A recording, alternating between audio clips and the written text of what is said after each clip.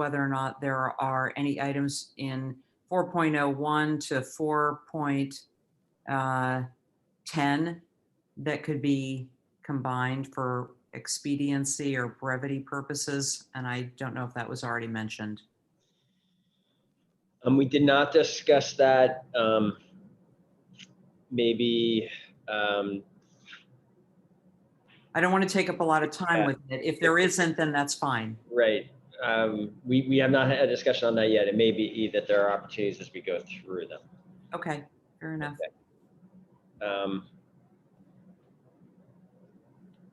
So with that, we will move to the public forum.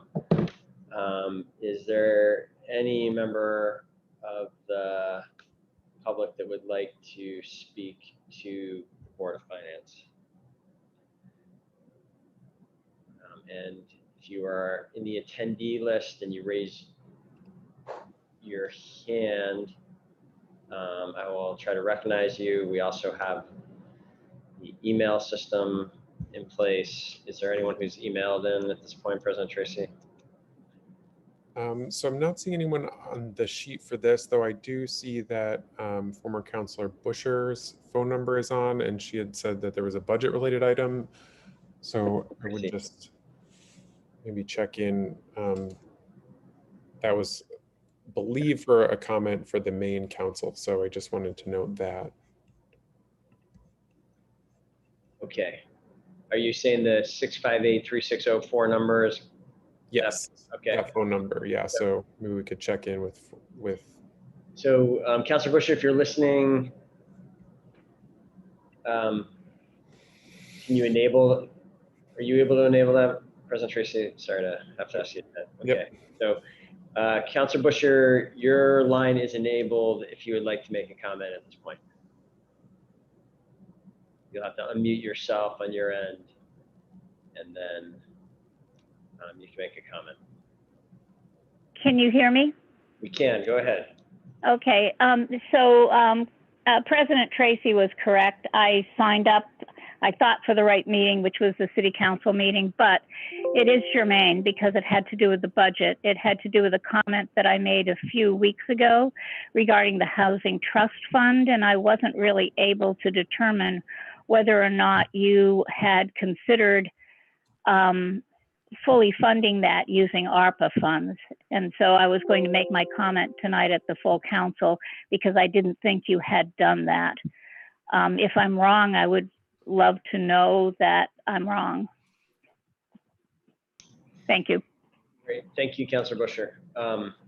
So yes, I mean, and this isn't typically a place for back and forth, but I'm sure it's a question on a number of people's minds. So just very quickly, I will say, I mean, because of ARPA, as well as the other emergency relief funds, there are vast affordable housing dollars available for affordable housing emergency measures and for permanent projects. And there's expected to be even more potentially when the federal bills that are working their way through the system are passed. So we have housing is not an allowable use for precisely for the city's limited ARPA dollars. But we have been in conversations with, in particular, Champlain Housing Trust, and believe that there's agreement that there's no reason for the city to take further measures beyond what has already being done by the state at this point for housing purposes. That said, we continue to have, if that changes, if there is a new need that emerges, this budget keeps more than, I believe, correct me, Catherine, if I'm wrong, but I believe about 15 million of the ARPA funds continue to be uncommitted after passage of this budget. So if there is a desire and a way consistent with the ARPA legislation to designate more of those dollars towards housing, that is certainly something that will be considered and may be done in that subsequent allocation. So with that, I'm not seeing any Well, I do see, I believe Cara has raised her hand. Cara, you wanting to get in on the public forum? Or you wanting to respond? No, sorry. Okay. Are there any, I'm not seeing any other hands, so I'm going to close the public forum and I'm going to move to the consent agenda 3.01, 3.01, and I would welcome a motion regarding the consent agenda. Councilor Paul. I'll make a motion. Have my on? Yeah.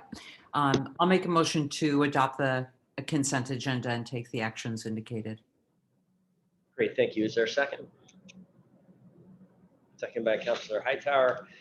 Discussion of the consent agenda. Seeing none, we'll go to a vote. All those in favor of the motion, please say aye. Aye. Aye. Are there any opposed? And the motion carries unanimously. I will note this is the first of our new hybrid meetings, and that is Catherine, the CAO, is coming to us from the their future site of our in-person Board of Finance meetings. Is that right? Yes, good. And that is the way we are meeting the hybrid requirements. And I guess I should have asked, Catherine, I assume there's no one that has come to the public meeting there that was wishing to speak in the public forum. Is that correct? That is correct. Unfortunately, it's just me and Rich here in the lovely Sharon Busher conference room, but we look forward to welcoming you all on July 12th. Excellent.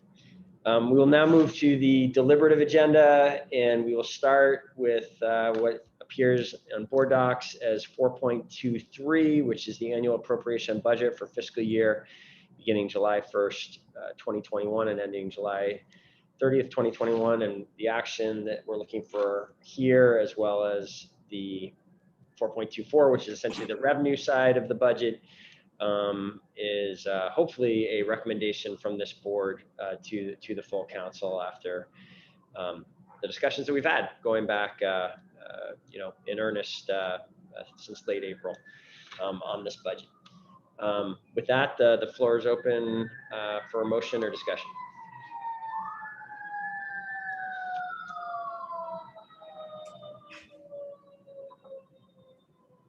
Councilor Paul. Thanks. Mayor, I'm happy to make a motion. I don't know if there are others who would like to, offer any discussion, or if you would just simply like a motion and we can continue with discussion after. Well, thank you, Councilor Paul. I guess I probably maybe should have just made sure that the board has seen that the administration has continued to work with councilors over the last couple of weeks since formally submitting the budget on June 12th. There were a number of, a handful of issues that were raised, additional issues that were raised by councilors that we have in the resubmission for tonight's meeting made some changes in the budget as a result of, and those are captured in the document that's called Changes to FY22 Budget to Board of Finance. And I will not restate that whole document. I do think I will just, I think the most significant of the items is the a suggestion that came from Councilor Hightower for the creation of a new, an additional position, a regular full-time associate data analyst that would be within the data team and the planning department, and that would have some additional capacity for staffing the police commission. If this is authorized tonight, we will be returning with that job function fleshed out more fully. But this would allow, this would be responsive to planning commission efforts in recent months to make that body more independent from the police department and would add to the city's overall data capacity, which is extremely limited. The whole city has just 2 data positions currently. Outside a 3rd position in REIB. So I thought it was a helpful suggestion, and we have included that. That's probably the biggest change. The other changes are articulated in that document. There were a couple of suggestions that came from councilors that we think can best be addressed. That require sort of more work than is possible at this point in the budget process, I think, easily to address, but that we have signaled our willingness to work with those councilors and to bring back budget amendments when we have more detail. And this is specifically around potentially additional funding, likely additional funding for the Chattel Slavery Reparations Task Force, as well as, and this is a clarification that the other item is, I have been in conversations with Councilor Jack Hansen about the city's employee transportation demand management program, and clarified for him just today. He was our final communication. We've been in some communications over the last couple of weeks. That there is $10,000 in the budget for employee bus passes, since those will not be needed for bus passes this year because transit is currently free. This transit is free. That money is available to reallocate it to other, perhaps even more impactful TDM employee measures. I'm committed. I think Councilor Hansen is right that we should improve that system for employees that would want to consider not coming to work with an automobile. And so I would expect there to be a budget amendment in a few months when we have greater clarity about how to best address that employee TDM need. So that's the work that's happened in the last couple of weeks, and hopefully that additional clarification is helpful. And beyond that, happy to answer any additional questions that there are at this point about the materials that we've previously submitted.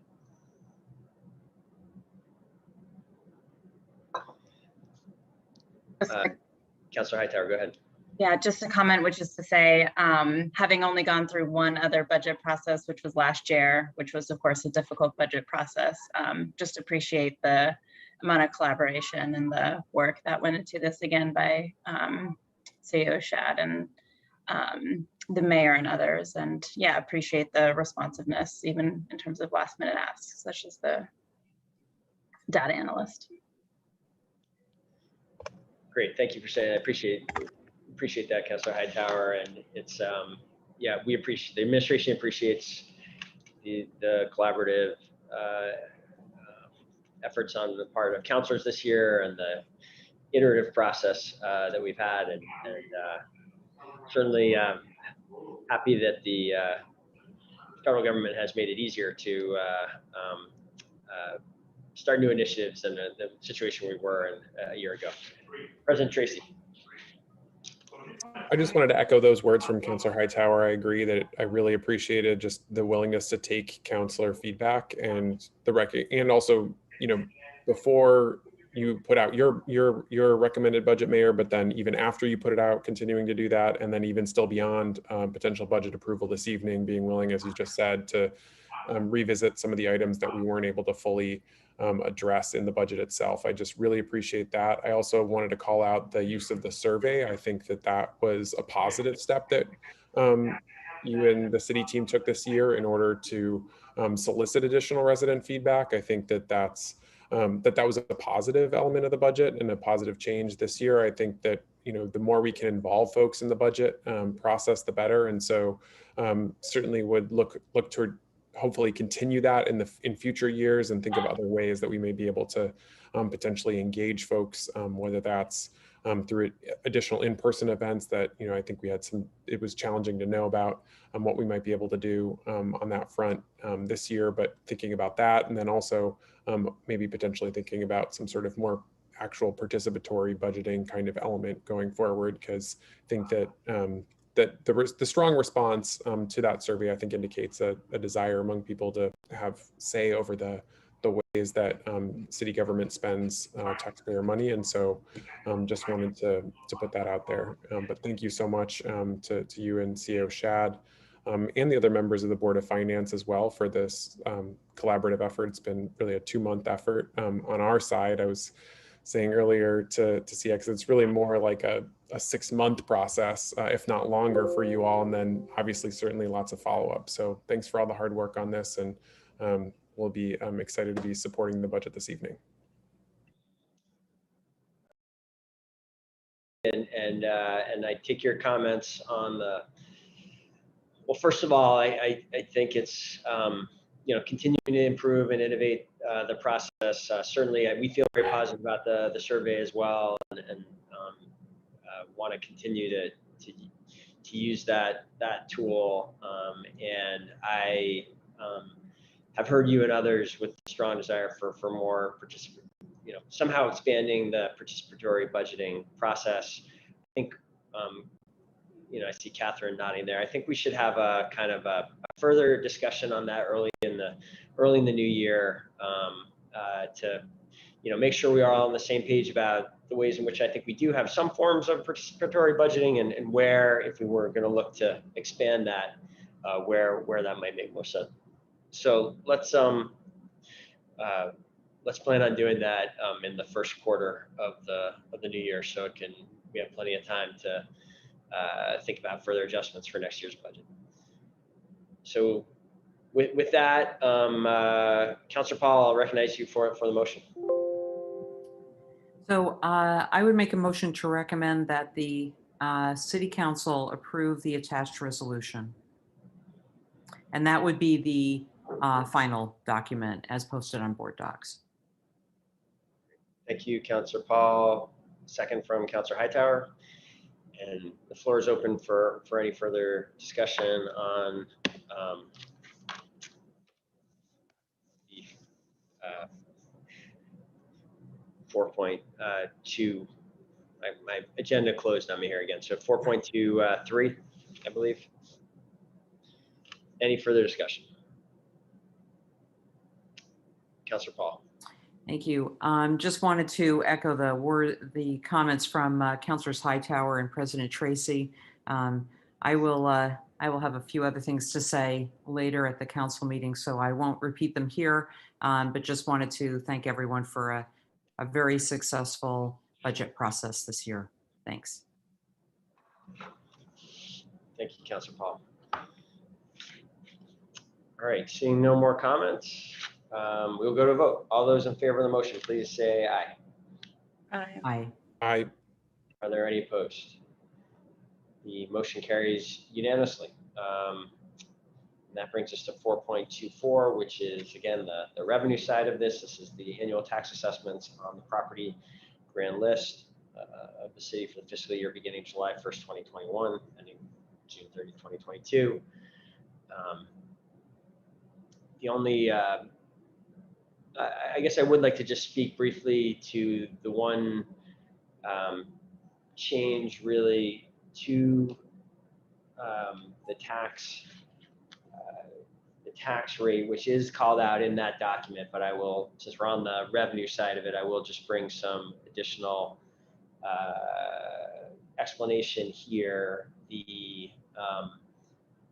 Because this is, and I want to flag this because I do think this is an issue that we are likely to return to at some point, probably in the first half of the year. The Church Street Marketplace voted after some public input in April and then again in May to reduce from 4.5 cents of an assessment on this special downtown improvement district, which is just a subset of the downtown properties. It's not a broad tax, it's a business downtown improvement district tax. They voted to reduce that down to just 1 cent and to essentially dramatically limit the 2-hour free parking program that is in place in the Cherry Street and the Lakeside garages. That,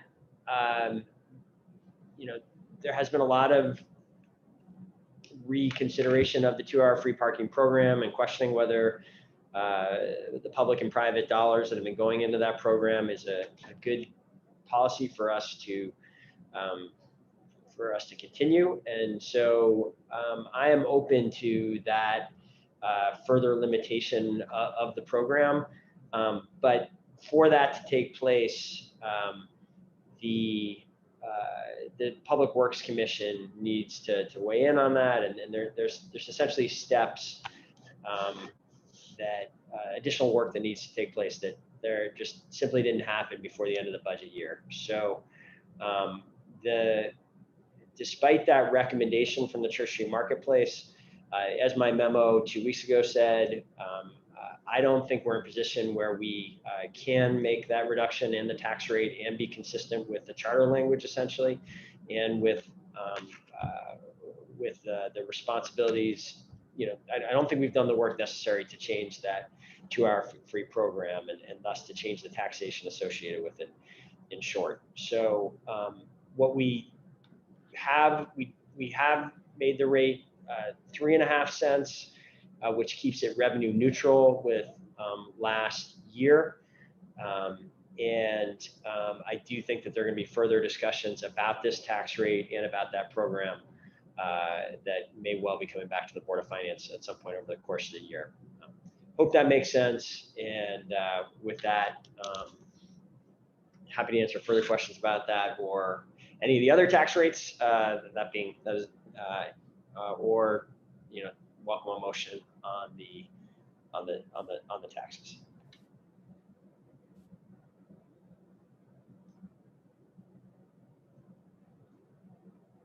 Councilor Paul. Well, it's much more fun making the motion on spending the money than it is on the taxes. However, we have to do both. So I will recommend, I'll make a motion to recommend that the City Council approve the attached resolution. Thank you, Councilor Paul. Seconded by Councilor Hightower. Are there any further discussions? Seeing none, we will go to a vote. All those in favor of the motion, please say aye. Aye. Aye. Any opposed? The motion carries unanimously. And we appreciate the recommendations from the board, speaking on behalf of the whole city team involved in the budget effort this year. And thank you for all of you. I know we're personally very committed to the process and have been to a huge number of meetings over the last few months, much discussion that was a key part of getting to that outcome. So thank you for those recommendations, and we look forward to working with you now to implement that budget, hopefully after passage by the full council later tonight. With that, I'm going to go back to the top of the section 4, and we are now at 4.01. First of a number of airport items, and I would, I guess, just invite either councilors or Jean or Nick, if you see opportunities, if there are any really related issues that make sense to approve together, feel free to suggest that. I'm not sure that's the case. So certainly with the first one, I think stands on its own. 4.01 is approving the issuance of a grant anticipation note.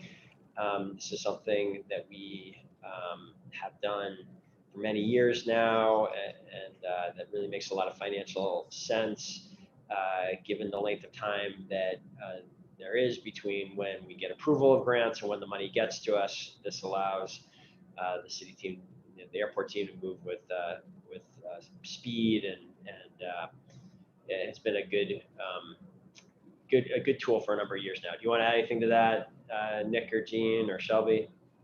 Yeah, the one good thing about it is it puts us in a really good place as far as not using our everyday cash, and keeps our cash available. Also, the interest is covered by the FAA as well. So it's a really good program for us to participate in, and it takes the risk off the airport and the city. Great. Thank you. Sorry, I should have opened the floor for Marie to, who deals with a lot of the numbers issues.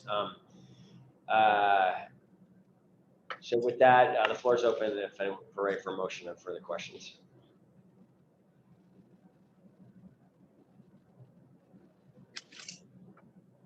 President Tracy. I'll move approval of the attached resolution. Thank you. Is there a second for that? Seconded by Councilor Paul. Any discussion of item 4.1? We will go to a vote. All those in favor of the motion, please say aye. Aye. Aye. Are there any opposed? Motion carries unanimously. That brings us to 4.02, a request to accept FAA grant, execute contracts for the construction and inspection services and amend existing engineering and bid services contract for hotspot remediation projects. Could you tee this up? Someone on the airport team tee this up for us? Yeah, absolutely, Mr. Mayor. If you wish, I can do that. Gina, if Great. you're good with that. So I can actually combine 4.02, 4.03, and 4.04, if that makes sense. They're all somewhat related in the construction and the phasing.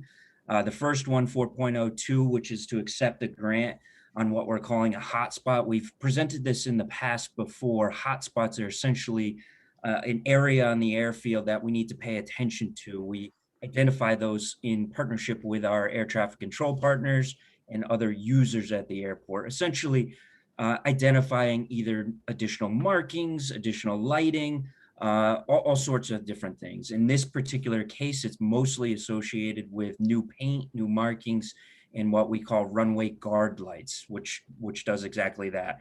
Installs essentially a stoplight at the intersection of a runway, identifying that you're approaching or crossing that runway. This particular item not only authorized the approval of the grant associated with this, which is a grant from the Federal Aviation Administration, but also the contract, which was apparent low bidder of SD Ireland, as well as a contract with our consulting firm CHA, not only amending an old contract, but also signing a brand new contract associated with the hotspot. Because things are relocating, new lights are being installed, the PAPIs, or the precision approach path indicator, is a tool for pilots to use to get the correct angle to land on a runway. Those have to be relocated. So item 4.03 is doing exactly that, accepting another grant. We separate these grants because they're two different departments of the FAA, but accepting that grant to initiate that particular type of work, again, associated with the hotspot project.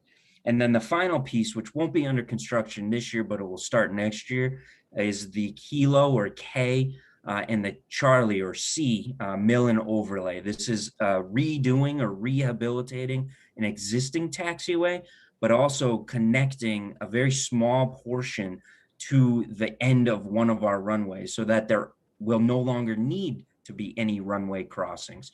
All three of those are associated with making sure the geometry of the airfield, the lighting, and the markings are all appropriately marked and safer every year as we identify these issues. There's quite a few motions in there, but all three of them are pretty much the same project. All right, thank you for that, Nick. The floor is open for questions or a motion.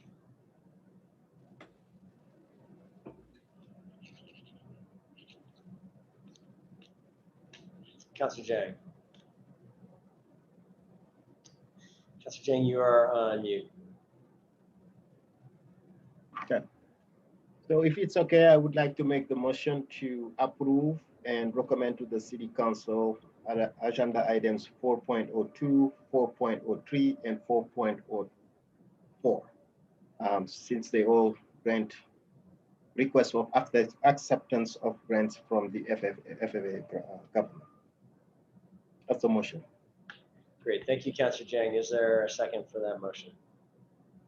Seconded by President Tracy. Discussion of anything contained within those board doc items? Seeing none, we'll go to a vote on the motion. All those in favor, please say aye. Aye. Aye. Are there any opposed? Motion carries unanimously, approving 4.02, 4.03, and 4.04. Excuse me. That brings us to 4.05, a request to accept an FAA grant and execute a contract for planning, design, outreach, and construction oversight for the 10-house sound installation and 50-house sound outreach project. This is a significant item. This is, and I'm happy to have Nick or Jean speak to it further in a moment. This is, as I understand it, after many years of work to reorient the city's, the city for many years, for decades, had a sound program that purchased homes and tore them down. And approximately 200 houses in the vicinity of the airport went through that program. We've been working for years to end that program and replace it with a program that instead allows us to improve noise impacted homes in the vicinity of the airport, homes that have that can benefit from sound mitigation. And it's been a laborious process. It's been a hard process for a number of reasons. One, I would say most of that delay was related to or not even delay, but most of the time that it took to complete that transformation is related to the fact that we had made multi-year commitments to purchase homes to property owners in the vicinity of the airport. And it took years to make good on those commitments and finish them. And then it also took a significant amount of time, and Nick did a lot of the heavy lifting for this, is my understanding, to have the airport, the FAA sign off on this new sound program.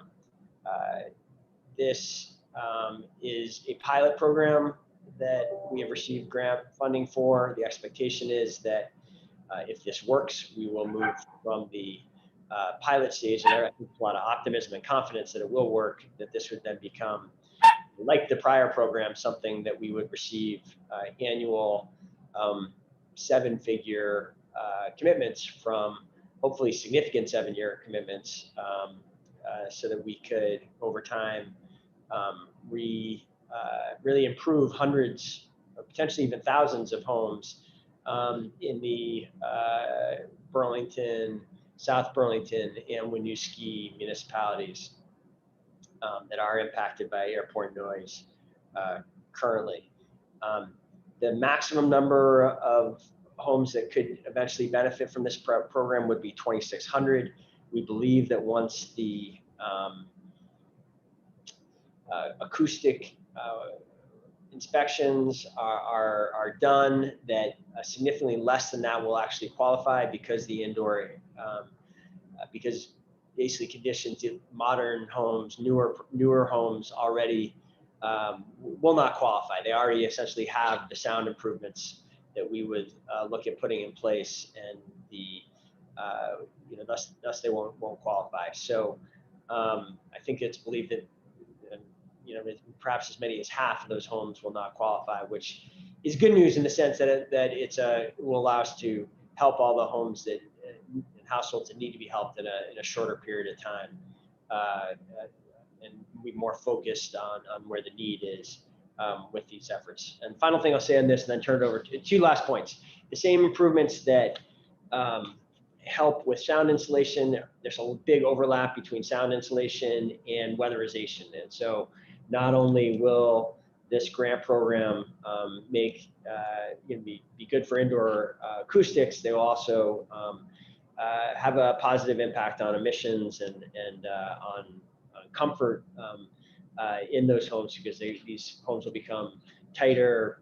There'll be insulation, air sealing that makes them tighter homes. Final point is, for at least this pilot period, we have a commitment from VGS, folks may remember, to cover the local match. So whereas there could be substantial need, potentially we've been talking about maybe $500,000, $1 million a year need for a 10% local match. if once this program really gets going, BGS is stepping up to provide that local match out of their efficiency programs, and that's good news, and something that we will work to continue. With that, Jean, Nick, anything I got wrong or you want to add to? I went on for a while there, so don't feel go on further. Hopefully I catch. I'm just going to say one thing, Monroe. This was one of the very first things that you asked me to take care of, and as you said, Nick Longo, he worked endless hours, and I didn't just do this program for you. He did it in a very creative way with many, many obstacles, including the FAA. And today, it's a program that we will use for years and years. It's not guaranteed as far as the funding year to year, but we will be diligent about going after those fundings to make sure that we adhere to your goals and the city council's direction as well. Nick, do you want to add anything to that?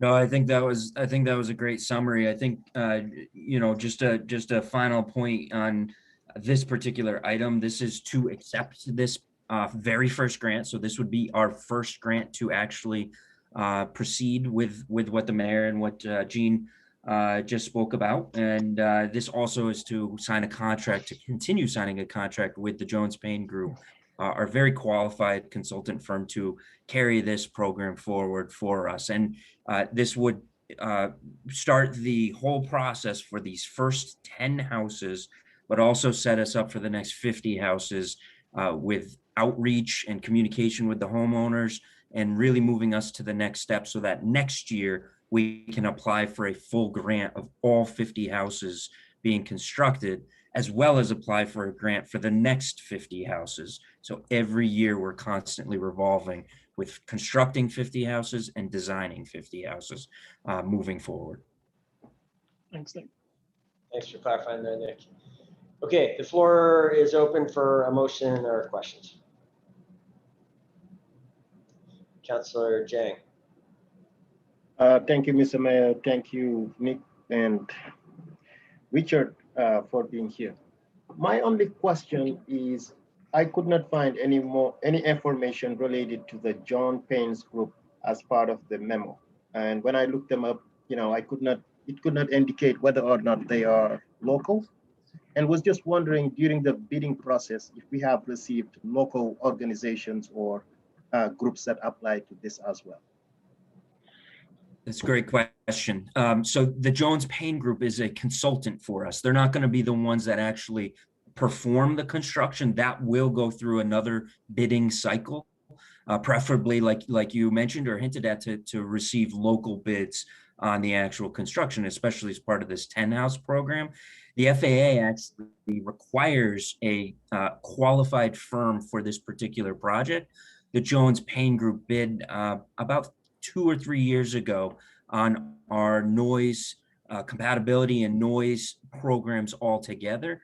And they were highly recommended and highly qualified to perform not only noise exposure map work, noise compatibility program work, but also the public outreach and communication and implementation planning efforts for the overall noise programs at the airport. So it wasn't the FAA doesn't require a competitive bid like a contractor, like a construction contractor, but a qualified bid in this particular case. Thank you, because it seems that the FAA, they have their own standards, and it seems that they recommend it or to work with that organization. But thank you. I think the nitty-gritty would be to basically try to find local organization that can do the details to get it. We have had that conversation, and we're working that into the program. There are national firms that do this, and I've put up a real big wall to make sure that not only are they local doing the work, but they're local backing it up. Because the worst thing we could do is have someone nationally come in and then walk away, and then warranty work and other things like that. So we're being a real stickler to your point. Thank you. All right. Councilor Paul, did you have, sorry, Councilor Jang, did you still have more? Yeah, I mean, basically just to make the motion to approve and recommend that the city authorize the Director of Aviation to accept and execute the grant with the Federal Aviation Administration in an amount of $1.329.539 with a 15% contingency at about $199,430.85, totaling $1,528,969.85. So I leave it to that for the design, outreach, construction, and oversight. Thank you. It's a long motion. Great, excellent. Thank you, Councilor Jang. Was there? I'll second that. Seconded from President Tracy. And Question. Go ahead, President Tracy. So I just wanted to understand like the process for the 50 homes that you're going to be reaching out to. Are you targeting homes that are sort of in the worst positions or the worst that have the highest rate of exposure first? Is that kind of the strategy here? Yeah, absolutely. So we went through a couple of strategies on how to select, or at least initially select the not only these first 50 houses, but every year after this. And what we decided on was exactly that: the highest average noise levels, or the ones closest to the airport. But what we also pinpointed was we wanted to make sure it was fair across all communities or all towns and cities that were inside of this noise contour. So dependent on the ratio of dwelling units within each community, that's kind of the split or the ratio of the funding that will occur, the quantity of houses that will occur. So for example, Winooski has a significant number of dwelling units compared to the overall program, or the 2,600 dwelling units that the mayor mentioned.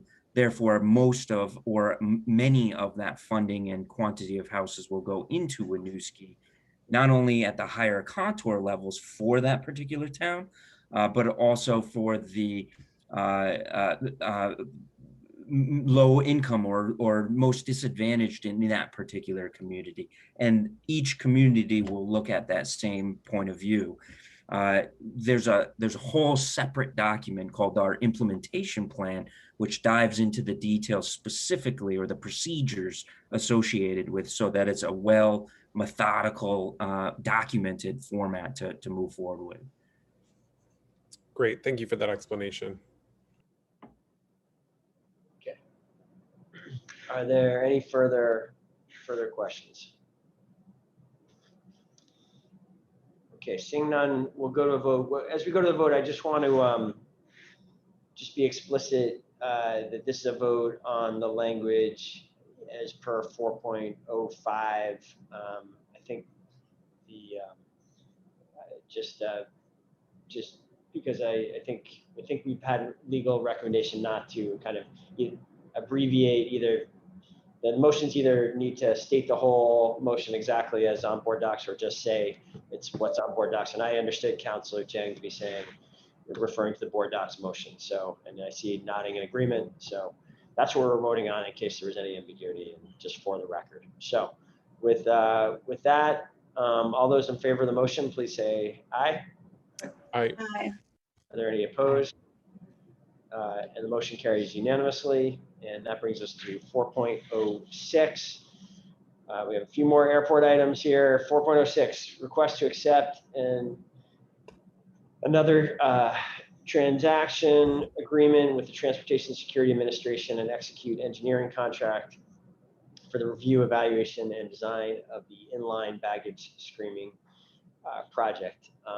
Could we have a quick, try to keep it to just a couple sentences, if you could, Gene or Nick, summary of this item. Go ahead, Nick.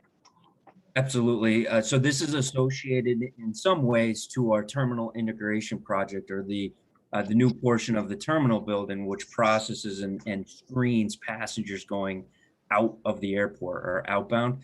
This is for the baggage. So as more passengers come through, as we looked at our master planning efforts and worked with the Transportation Security Administration, we also have some aging equipment, not in the sense of the technology, but in the sense of the quantity of bags that they're allowed to process. So as they're allowed to process more people in the new portion of the building that's being constructed, we need to make sure that we're associating that with the bags that are going outbound as well.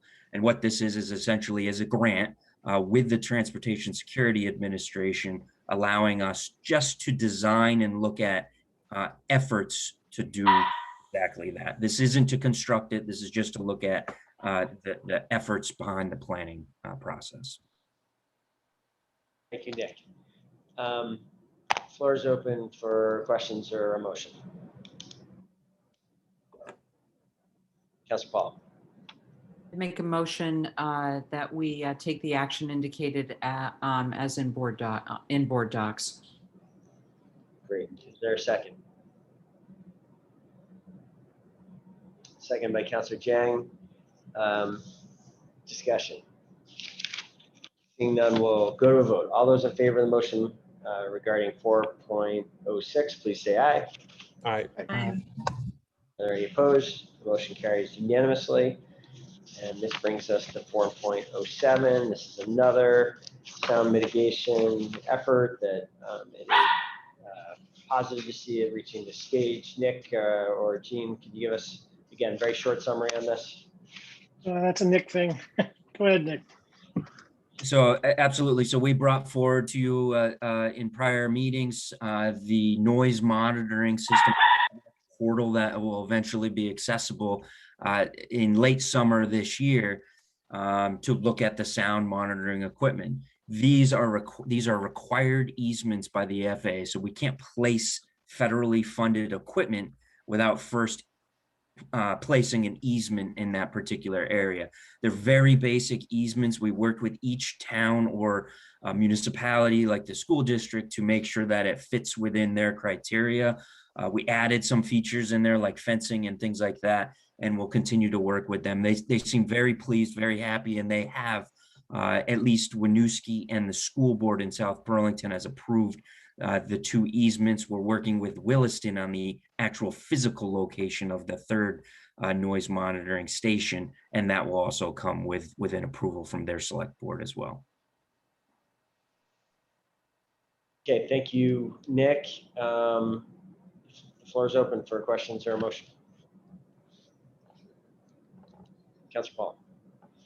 Thanks. I'm happy to make the motion, take the recommended action as detailed in items 1, 2, and 3 in board docs, and just simply want to add that I imagine this was a I think Nick, that you oftentimes make these things in 2 or 3 sentences sound a lot easier than they are. And kudos to all of you for doing what I'm sure was a very difficult job in getting all of these easements together at one time. So I'm sure you and your team all did this, but congratulations to all of you for doing this and for making it look easy. Thank you. Larry was a big part of that, and of course, the city attorney's office made it was a huge effort in that. Thank you, Karen. Okay, so thank you, Councilor Paul. I believe that you made a motion in that as part of it, right? And so is there a second from President Tracy? And very good. And any further discussion? Go ahead, President Tracy. Just wanted to echo that and just thank you for, this was something that councilors had raised as an issue in the beginning to ask you to look into this and to apply for these FAA sound monitoring grants. So I really just want to echo the comments from Councilor Paul to thank you for taking that feedback and really running with it and now implementing it now that we have this grant. And let's hope that we're able to get some really valuable and useful information from the implementation of this sound monitoring that we're then able to use to hopefully really reduce the impacts that it's having on not only our community, but other communities throughout this area. Thank you. Thank you, President Tracy. So we have a motion and a second. Any further discussion? We will go to a vote on item 4.07. All those in favor of the motion, please say aye. Aye. Aye. Are there any opposed? Motion carries unanimously. And yes, let me say thank you as well to the team. This is progress. 4.08, authorization to renew cooperative service agreement with the United States Department of Agriculture, Animal and Plant Inspection Services, and Wildlife Services at the airport. How would the board want a summary on this, or can we just go to a motion?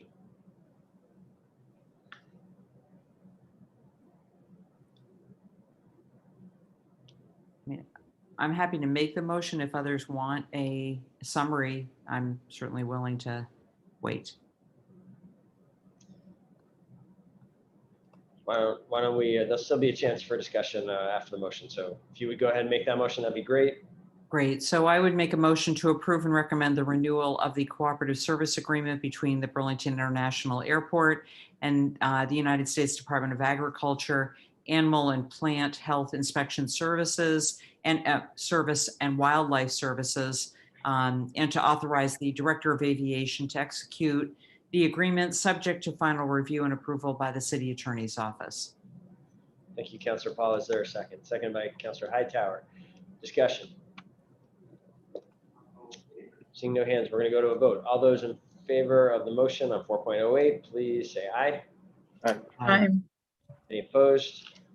Motion carries unanimously. All right, we are a third of the way through the agenda. 4.09, or maybe a couple more. 4.09, authorization to execute a contract for airfield, mill, and overlay asphalt repairs at the Burlington International Airport with Pike Industries, Inc. $261,000 contract basically for the airfield. Are we ready for a motion on this item? Councilor Paul. Thank you. I'm happy to make that, but I do have a question as well. Just want, mostly so that just for the record, this is that okay? Yeah, sure. Go ahead. Go ahead with the question and come back to the motion. Okay, so the contract with Pike Industries for $261,000, although that is a lot of money, it's not an enormous amount of money for this type of work. We've made, we've had larger ones. Can you explain just simply why this work is being done? Absolutely. Okay. Absolutely. So in various locations, we of course have aged asphalt or different ages of asphalt, different classifications, different qualifications of the asphalt itself, and different standards, of course, than let's say a standard road or even a highway.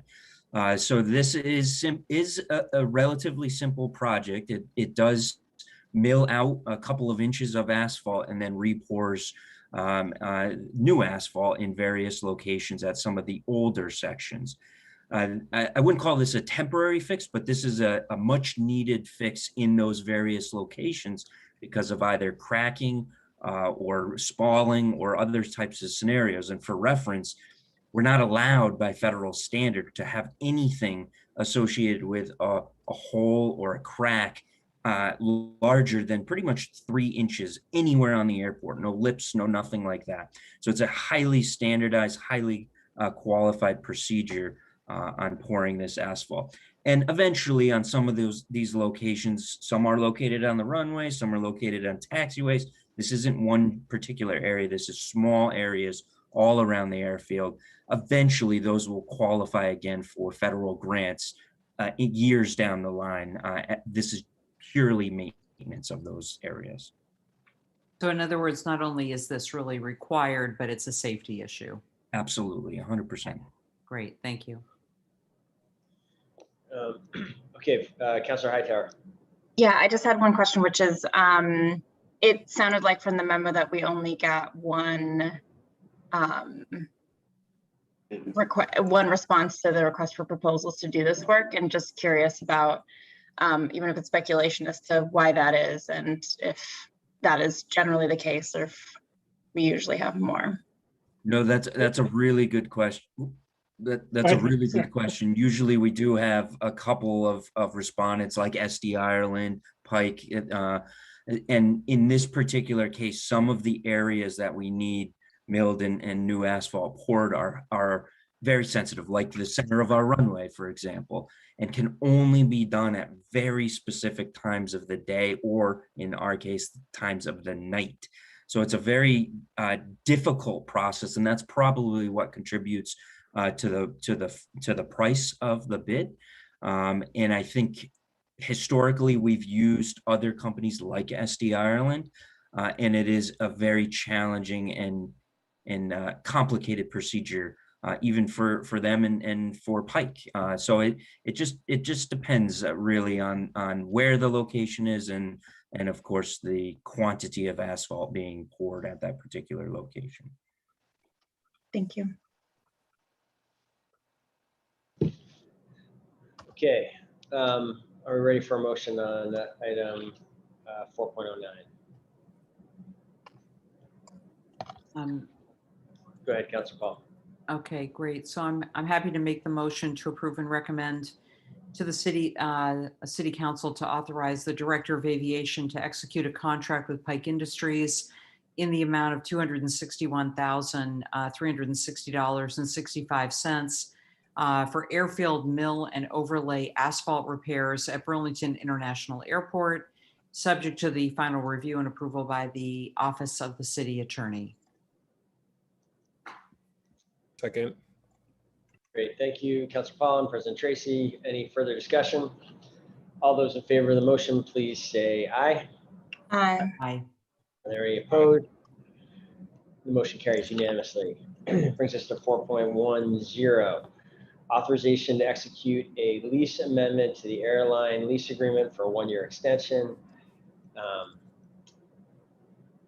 This, I think, is worth just spending a minute on, just because the airport lease document is an important document, and one that has a lot of financial protections in it for the airport, and this extends those protections for a year. Could you just quickly expand on that, Gene or Nick, and Sure.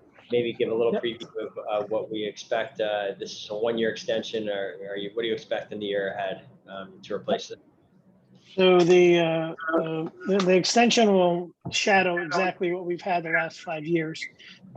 We reached out to the industry this past spring, right prior to our financial reviews, and they were actually delighted, to extend it and to start the process again. So what it does is it guarantees us those same relationships and partnerships that we've benefited from the last 5 years. And really what it is security, and that they will be here, that they will share the financial risk with us.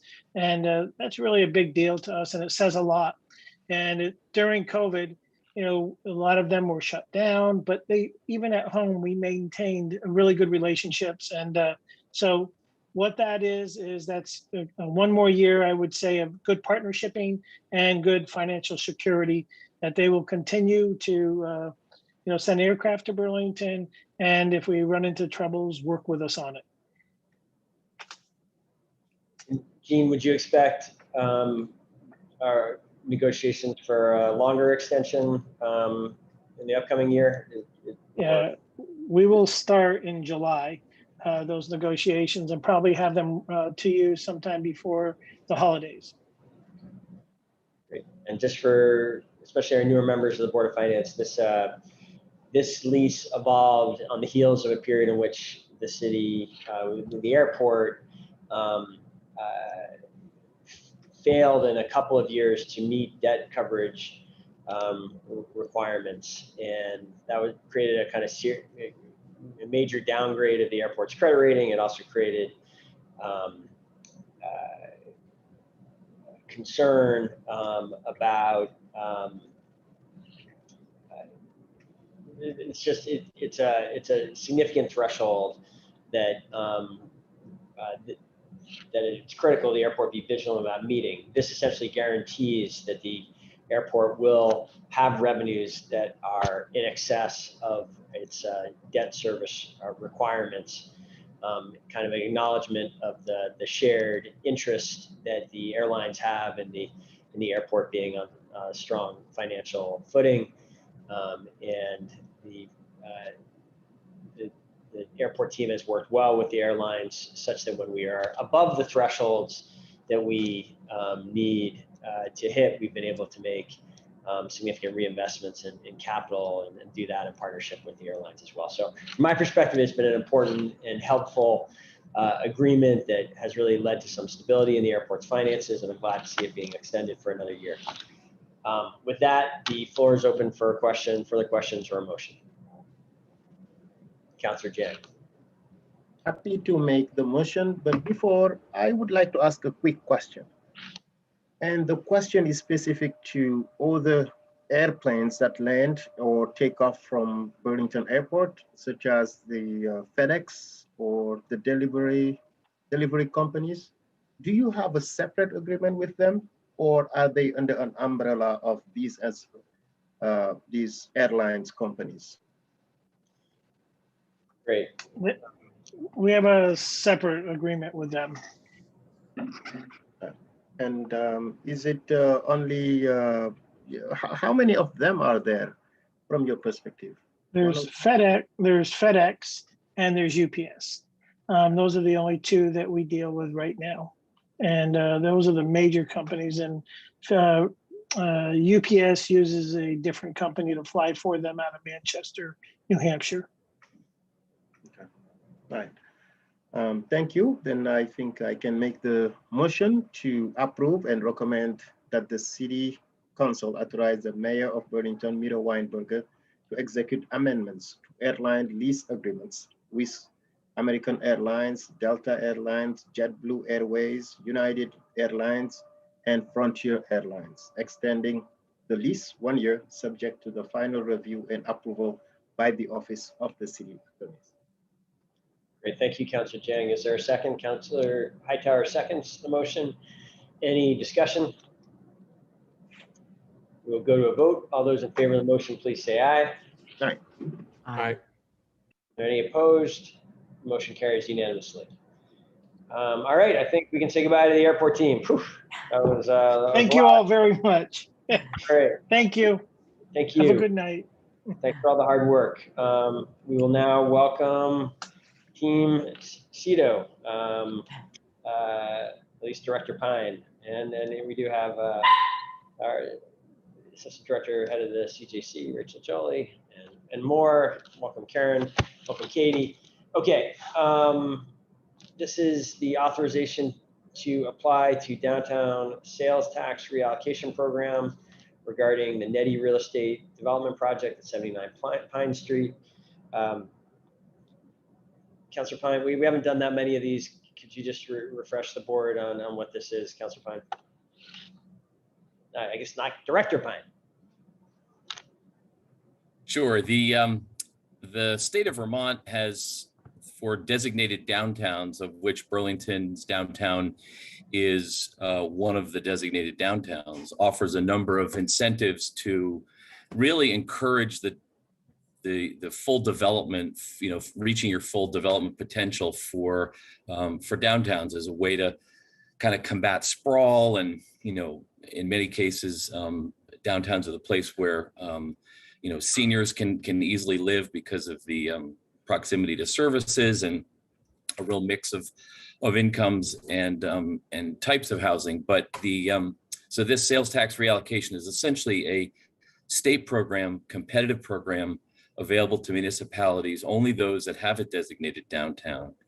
And what you need to do as a city is go in as a joint applicant with a private developer, where the public improvements that are associated with and adjacent to that development are going to benefit from what the state takes in as sales tax dollars, get essentially sent back to the municipality to cover the cost, a portion of the cost of public improvements. So in this instance, it's a 47,000 square foot building with 49 housing units, and it's estimated at about a $15 million total construction cost. So the detailed estimates for how much sales tax will be reallocated have yet to be determined. The final scope of what public improvements would be included will be determined in a couple of days, because this application is due on July 1st. for second. Yeah. All right, thank you, Councilor Pine. Director Pine. Brian, the floor is open for motion or questions. Councilor Jay. Thank you, Mr. Mayor. So the first question that I have, maybe it's let's say a comment, and I do believe that we had a similar item that came also with all the details. We exactly knew how much taxes we were talking about, but was just wondering if those details are found, Director Pine, would you come back to the City Council for a new request of approval, or this will be it? So the timing is rather constrained here. This application is due to the state of Vermont in 4 days. And so I do recognize that the information that was provided last, I think it was December, the council heard of a proposal from Redstone over on South Winooski Avenue. And there was more detail provided at that point. All the detail needs to be submitted with the application. So it will be part of what goes in on Friday. And I think, we'd be happy to share that, maybe an executive summary of that proposal when it goes in with the council, if that would be helpful. Okay. Wonderful.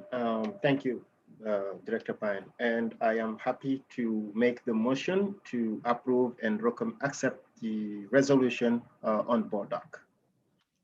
Great, thank you, Councilor Jang. Is there a second for that motion? I'll second. Okay, seconded by President Tracy. Further discussion or questions? We'll go to a vote. All those in favor of the motion, please say aye. Aye. Aye. Are any opposed? The motion carries unanimously. This brings us to 4.12, Department of Corrections grant amendment for safer communities, also a CJC item.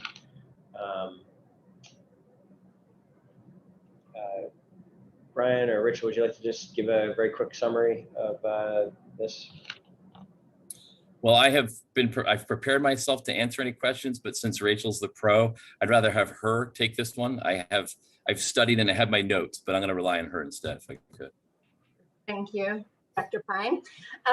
Both this one and the following item are both grant amendments, contracted grant amendments to existing grants that we've had for several years in the case of Department of Corrections since the late 90s, and since 2019 with the AGO Court Diversion Grant. So really, this is essentially just a renewal of these grant amendment or grant contracts to further funding for one more year. They likely will come out with new grants in the following year, but both of them are grant amendments continuing the work we've been doing for many years. Great, thank you for that summary. Councilor Paul. Could I just simply ask, Rachel, is it possible that, where are we? We're on 4.12. 4.12, 4.13 are amendments. 4.14 is a new grant. Right. Is that something that we should not be doing at the same time, or could I move and make a motion to take the recommended action in board docs for 4.12, 4.13, and with your okay, 4.14, or is that not appropriate? I can just add one more sentence of explanation to describe that last one, 4.14, around the Justice Assistant Grant, just so that people know if it makes sense to combine or not. So this one is new, and so this is the Justice Assistant Grants are something that the City of Burlington has been getting for many years. BPD most recently, the Justice Department has set aside specific allocations of funding for different municipalities. So Burlington has the set amount that's mentioned in the JAG grant. With it, since they include preventative programming as an option, we proposed, Burlington Police Department wasn't interested in it. this particular JAG grant, the fiscal year 21. So we propose establishing a new program, community mediation and resolution program, to work to move our work farther upstream and to do more in the preventative realm, to work with BPD a little bit in turn. Lacey and Smith, who a number of you know as the community liaison, she gets a lot of calls once they're pretty far escalated, and we'd be looking to, with the amount given, to establish a part-time temporary position to establish a train the trainer model and train folks in different neighborhoods, specifically from marginalized communities who are often disproportionately targeted by crime and conflict, and trains conflict mediation skills so that we can spread the good word of how to deal with conflict without involving law enforcement. Thank you very, very much for that, summary. I'm happy to make the motion to take the recommended action as detailed in board docs for 4.12, 4.13, and 4.14, unless unless there are any of Board of Finance colleagues who would prefer to break these apart. If not, I'll make that motion. Thank you, Councilor Palm. Seconded by President Tracy. Discussion. Councilor King. Yep. Thank you, Rachel and Director Pine. I was just wondering, knowing that this new grant about the training requirements, was just wondering if you can also extend it to members of the City Council who are interested, because I do believe that we do this type of work every single day without, Absolutely. Yeah. Thank you for that question, Councilor Jing. We would absolutely be interested in reaching out to any kind of interested party who works around conflict. So property managers at residential complexes, city councilors such as yourselves, teachers. There's a number of different professions and positions, voluntary or not, that would be poised to be influential as community trainers around conflict resolution skills. Thank you. Okay, seeing no further hands, we will go to a vote. All those in favor of the motion, please say aye. Aye. Aye. Aye. Are there any opposed? Motion carries unanimously. And thank you for all those explanations, Rachel. This brings us to 4.15, retitling and reclassification of 3 CEDO positions. Councilor Pine, would you like to, Director Pine, Brian, would you like to kick this off? I will take this one, sure. That as the memo explains, that over the last year and a few months, CEDO has really increased its workload, its diversity of tasks and duties and responsibilities has expanded with new grants that have added financial and personnel oversight responsibilities. The complexity of the work has increased, and to responding to both COVID during the pandemic, but also to address both recovery and our emerging needs around homelessness. We're really asking more of several staff people. And so the reclassifications that are proposed tonight are a reflection of these increased responsibilities for these positions. And we hope the council will, or the Board of Finance will concur with us on this so that we can ensure that staff are properly classified in their positions.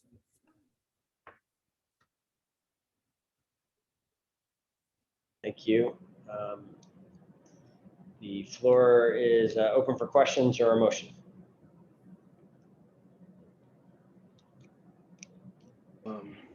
Councilor Jay.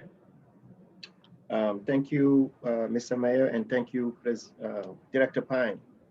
I'm happy to make the motion to recommend to the City Council to approve the retitling and reclassification of the Senior Lead Program Specialist, a regular full-time, no exempt union grade 18 position, to Lead Program Manager, a regular full-time exempt non-union grade 19 position, and retitling of reclassification of the Senior Community Development Specialist, Homeless and Equity, a regular full-time exempt non-union grade 18 position, to Homelessness and Equity Manager, a regular full-time exempt non-union grade 19 position.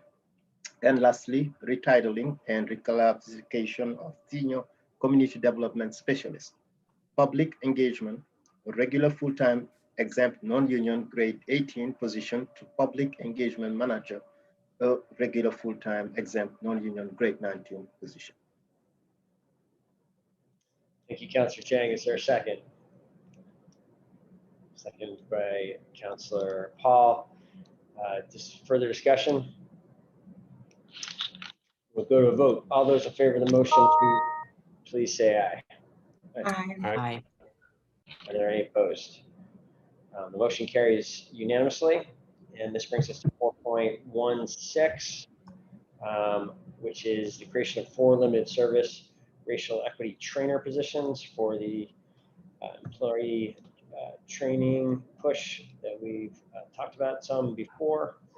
And welcome Blaine and Karen for any discussion of this item. Blaine, would you like to do a short summary to kick this off? Yeah, hi everyone. I'm Blaine from the REIB. I'm just a short summary of this is as one of the original calls to action for the racial equity director was to do this kind of anti-racism training for all city employees. So this training that's laid out would require 4 limited service racial equity trainers to conduct the training over a 35-week period. They'd be full-time staff, grade 17, non-exempt employees, and they'd help the REIB implement the initial push for all 970-ish staff, city councilors, boards and commissions, and any other leadership in the city to be trained in a series of workshops. So that's a basic summary. Happy to answer any more questions if anyone has. Great, thank you, Blaine. Floor is open for questions or a motion. Councillor Chang. Thank you, Mr. Mayor, and thank you, Blaine, for this. I do believe this is, first of all, a comment that this memo was, when I first read it, it was long. And I realized that actually it has 2 components. One of them is what it is you're requesting for racial equity trainer position. And also you provided all the details about how those 4 people working with your department currently will do the work. And I like definitely all the details that you have put here forward today. And I'm very happy to make the motion to recommend that the City Council approve the creation of 4 racial equity trainer position, limited service, full-time, non-exempt, non-union grade 17 position for the Office of Racial Equity, Inclusion, and Belonging. Thank you, Councillor Chang. Is there a second? Second by President Tracy. And did you want the floor as well, President Tracy? No. Okay. Any further discussion? I want to thank everyone who worked on this to get this point. I believe I spoke to this in the State of the City as an initiative that would be going forward over the year ahead, and it's exciting for it to reach this stage. I know it took a lot of work. So with that, we'll go to a vote. All those in favor of the motion, please say aye. Aye. Aye. Any opposed? Motion carries unanimously. And thank you both. This we are entering the DPW section of the meeting. The first item is an authorization to enter into agreements with convey real property and grant easements with 2 Burlington Square Condominium Association Inc. and the Nettie Bank LLC and Nettie Pine LLC items. We have Jeff Glassberg. We have a big team here to speak to this. I think the short summary here is that this is a impactful Board of Finance meeting, a lot of important stuff going forward. With the council's approval tonight of this item, we would add to the right-of-way and property rights that the city has to build the 2 new streets connecting St. Paul and Pine Street. It would mean that the only missing real estate properties still left would be the property, the rights still needed that are related to 100 Bank Street. This joins the MBT my lot parcel as properties that we've assembled for pretty modest financial commitments so that we can reconnect those streets. With that, anyone on the team here that want to clean up what I said or add to it, or did I basically get it?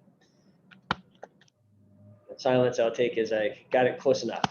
So with that, the floor is open for questions or a motion for related to 4.17.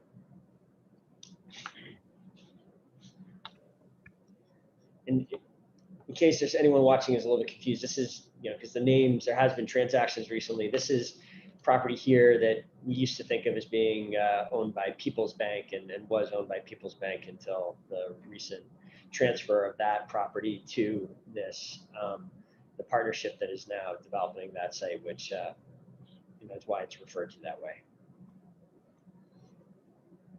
President Tracy.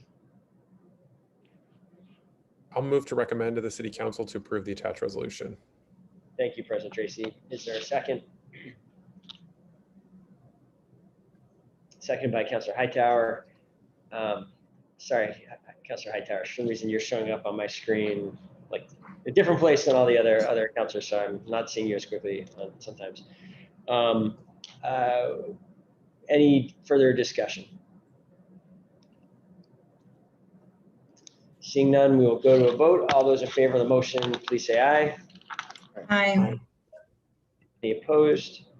Motion carries unanimously. Let me just take this opportunity before moving on to the next item. I just, sadly, I believe this will be one of the last times, perhaps the last time that Jeff Glassberg is briefing this board or the council on an item related to the redevelopment of City Place.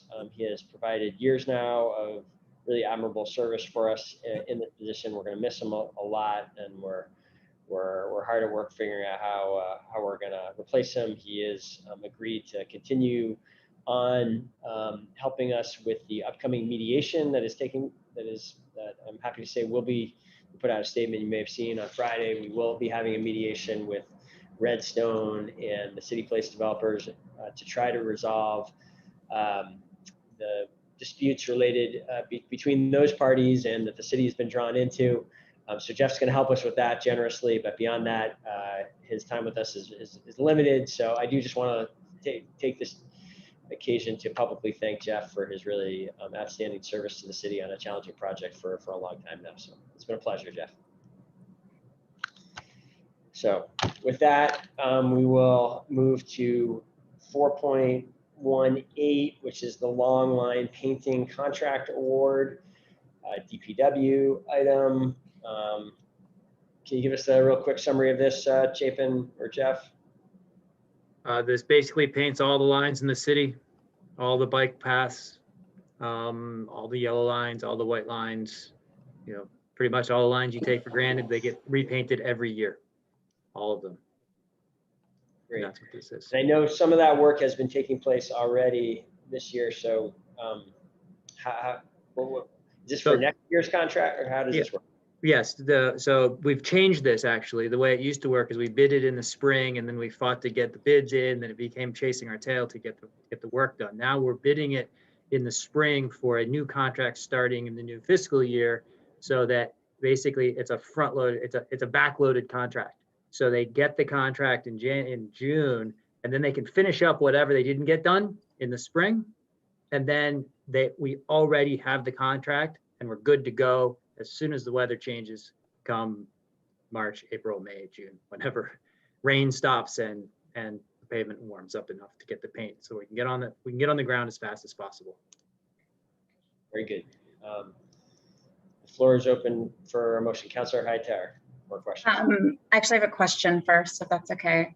Go ahead. Which is just noting you only received 2 bids, and one of them was, I don't know, roughly half the price of the other one. Right. I noticed that you said that you didn't take the contract, the lower price contract, because of, I assume what was a line item, and that seemed unreasonably low. So I'm just, I guess, curious about DPW's general practice in terms of going back to folks with like questions and requests to like amend proposals, as opposed to, this is more of a general question, but curious as to. Yeah, I had a discussion with our with the legal on this, specifically on this, and our obligation to go back and get bids adjusted if there's something grossly wrong. And the position of the attorney's office, city attorney's office, is that it's the bidder's responsibility to bid responsibly. They basically bid $2,000 on an arguably $50,000 or $60,000 item. So that they made a major error in that bid. So we don't have any obligation to go to them and try to navigate getting them to bid responsibly. That was the counsel I was given.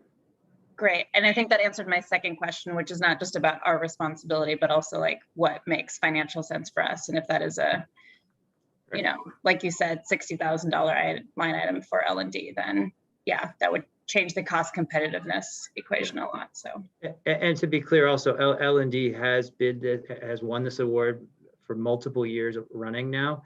And many years they get no competition. They're often the only bidder, and the price that they gave us is similar to the prices we've had over the past few years, which is notable in this construction year. I'm sure we've all been talking about the explosion in construction costs. So to have a bid come in that's reasonably close to what we've had in the past is encouraging. thank you. Oh, and with that, I'm happy to make a motion to take the recommended actions as listed on board docs. Thank you, Councilor Hightower. Is there a second? Second by President Tracy. Any further discussion of 4.18? Seeing none, we will go to a vote. All those in favor of the motion, please say aye. Aye. Any opposed? Motion carries unanimously. And okay, we have thank you. We have 4 items to go here, and I do just want to President Tracy and I had a discussion at the beginning that given the council agenda, I think he was comfortable with me going till 7:15. So we are going to keep going until a quarter after the hour. We're hoping we can get the rest of these items in.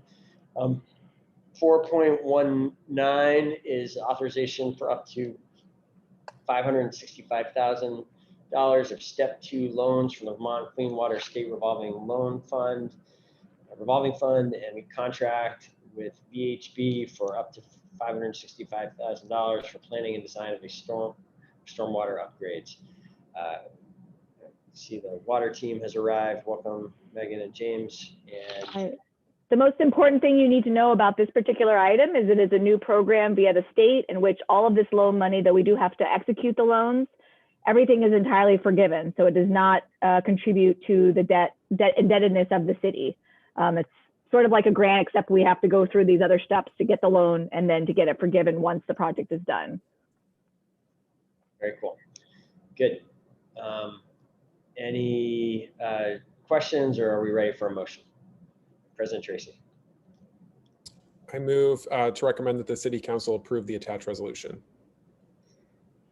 Thank you, President Tracy.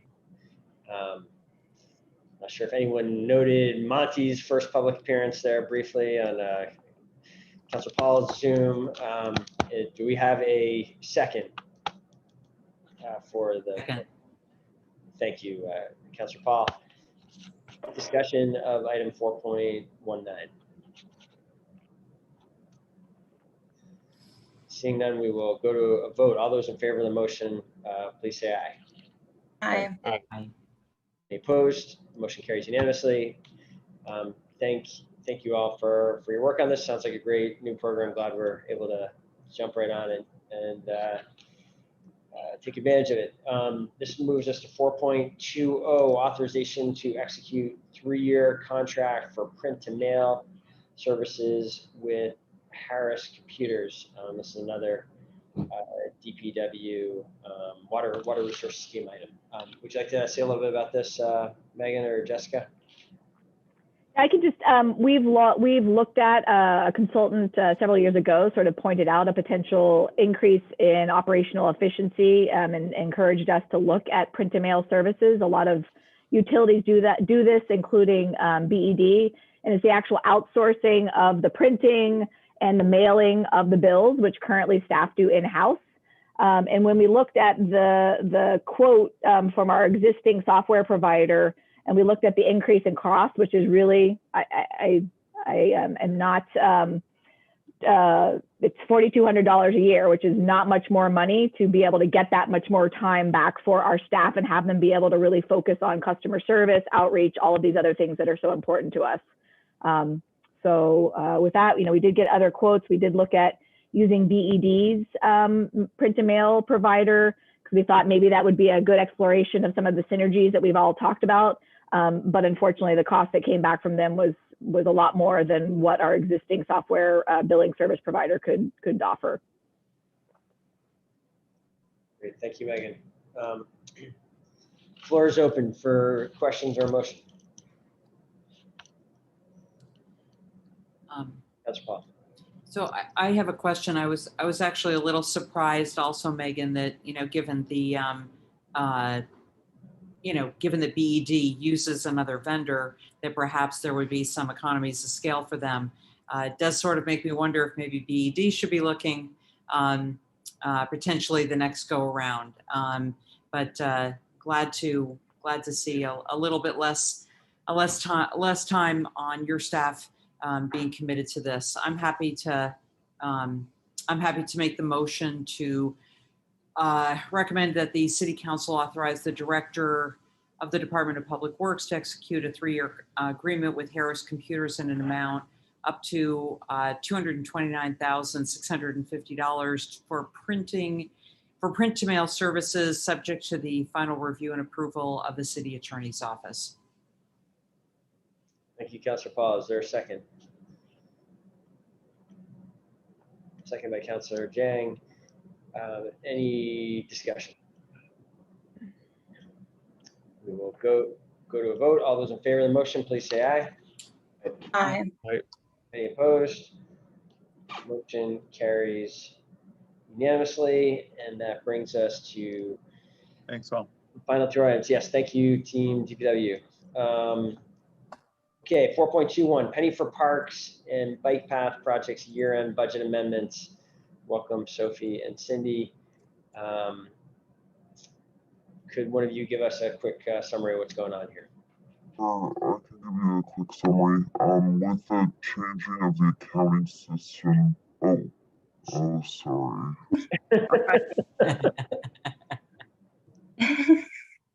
I asked for a new computer. Sorry. Oh my gosh, that was something. We needed a little comic relief. That was a setting you can choose. That was amazing. No. So with the changing of the accounting system last year, we just are kind of catching up on our closing out projects that have been completed throughout the year and closing out purchase orders. And with that comes the need to move money out of the specific projects so it can be released to go into projects that are forthcoming in fiscal year 22. So that's mainly for penny for parks. And then with the bike path budget, it's money that is already allocated within the larger bike path budget, but that we broke down into specific projects, and not having a full hold on what our true cost would be in terms of the projects that we have ongoing. I had a project created for contingency, which now looking back, I should have just buffered those projects more with a bigger contingency. So I'm just asking to pull money from that contingency to put into the other, to the specific projects. That's the summary. Okay, thank you, Sophie. The part of the board like to proceed. Are you ready for a motion?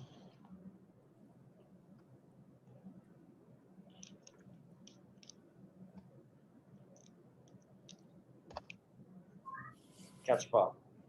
I'll make a motion to take the recommended action as listed in board docs. Great, thank you. Is there a second? second by Councilor Hightower. And any discussion? Seeing none, we will go to a vote on 4.21. All those in favor of the motion, please say aye. Aye. Any opposed? Motion carries unanimously. And that brings us to the final 24 items. 4.22, sublease of space at Core 20 Allen Street, Neil North End Community Center. Cindy, would you like to say a little bit about what's going on here? Sure, I can just give a quick update there. So this is for the family room, and they've been existing subleaser or lesser, I guess that would be the word, of our space at the second floor of the Old North End Community Center. So this is just another term of their lease, and they've been a great tenant, and I think it's on no question that it's a valued resource in the Old North End, having them on the second floor renting space. Excellent. We ready for a motion? Hightower, go ahead.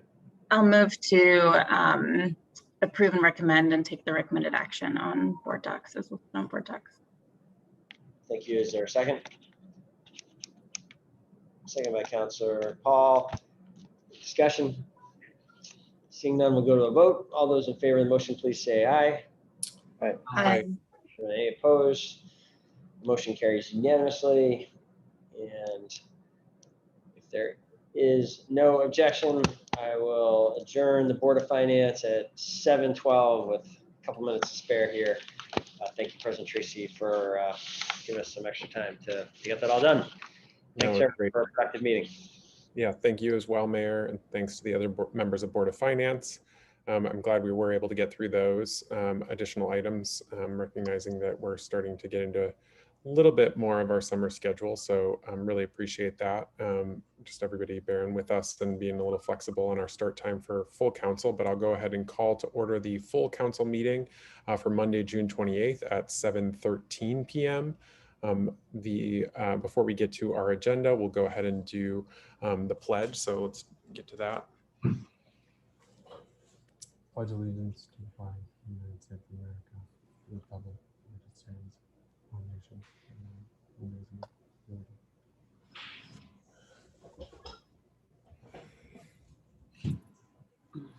Okay, and then the first item on the agenda is the agenda. So Councilor Stromberg, may I please have a motion on the agenda? Absolutely. I move to amend, adopt the agenda as follows. No written materials for consent agenda item 4.03 AFSCME City MOU regarding CEDO per Assistant City Attorney St. James. Note correct version of agenda item 5.02 resolution annual appropriation and budget for fiscal year beginning July 1st, 2021 and ending June 30th, 2022 per CAO SHAD. Note correct version of the agenda item 5.03 resolution annual tax assessments on the property grand list of the city for the fiscal year beginning July 1st, 2021 and ending June 30th, 2022. Mayor Weinberger, Board of Finance per CAO SHAD. Note added written material for this agenda item per CAO SHAD. Add to the consent agenda item 4.28 communication, Catherine Shad, CAO, and Amy Bovey, Assistant City Clerk, regarding charter change deadlines for November 2nd, 2021, special election per Assistant City Clerk Bovey. Thank you, Councilor Stromberg. For that motion, is there a second to the motion on the agenda? Seconded by Councilor Hightower. Any discussion? Okay, hearing none, let's go to a vote. All those in favor of adopting our agenda, please say aye. Aye. Aye. Any opposed? That carries unanimously. We have our agenda. and that brings us into our agenda itself. However, item number 2, which is public forum, it's a little bit early for our public forum, given that it's only 7:15 and we have that advertised as a 7:30 start time. So we'll get to that in just a moment. Prior to that point, we will get to non-deliberative or items for which there is not a council vote taking place, really more informational items this evening. If you are a member of the public who is interested in speaking at the public forum this evening, it's a little bit of a different public forum meeting than we had in other for the last 15 months or something like that. We do still have the online option, so that format is the same, and you can access that. Sign up by going to burlingtonvt.gov/city-council/public forum. And then that's burlingtonvt.gov/city-council/public forum. And that'll take you to a form that you fill out, which then feeds into a sheet that I then use to go to the list of people who have signed up. That's available on the city website again. The reason that I say that it's different, however, is that given the changes that have taken place in open meeting law, specifically with the shift from the governor's order, we are now actually having to offer an in-person option, even though we as councilors are still meeting remotely. And given that the budget is before us this evening, I didn't want to make that transition yet. We're in the process of transitioning back into City Hall, where we'll have where we're going to be having technology that will enable us to do hybrid meetings. That transition is going to take place over the summer, so we're going to be making that transition in the coming meetings. But there is this option where if folks are, close to City Hall or downtown or wanting to get to City Hall, you still got some time yet, you could go to City Hall itself, and on the first floor, so you go in those doors on the Church Street level, and then the Busher conference room in there, CO Shad is staffing that room right now, and so you can go there in person and just let CO Shad know that you'd like to comment as well. We didn't have any takers there for Board of Finance, so we'll be going we'll be enabling folks to comment either through the remote option or through that in-person option for this meeting. And then we'll be, as I said before, transitioning back to a more fully in-person model with counselors and staff and others in person, but we will be also bringing in technology that will allow us to have remote public commenters as well. So just wanted to offer that clarification for folks, just so that you all know that, that there is this other option. It was on the it is on the website, and so you are able to do that this evening. So before we get into that public comment, though, I'm going to go to the next item past that on the agenda, which is the climate emergency reports. Did any councilors have any climate emergency reports that they'd like to offer this evening? Councilor Hanson.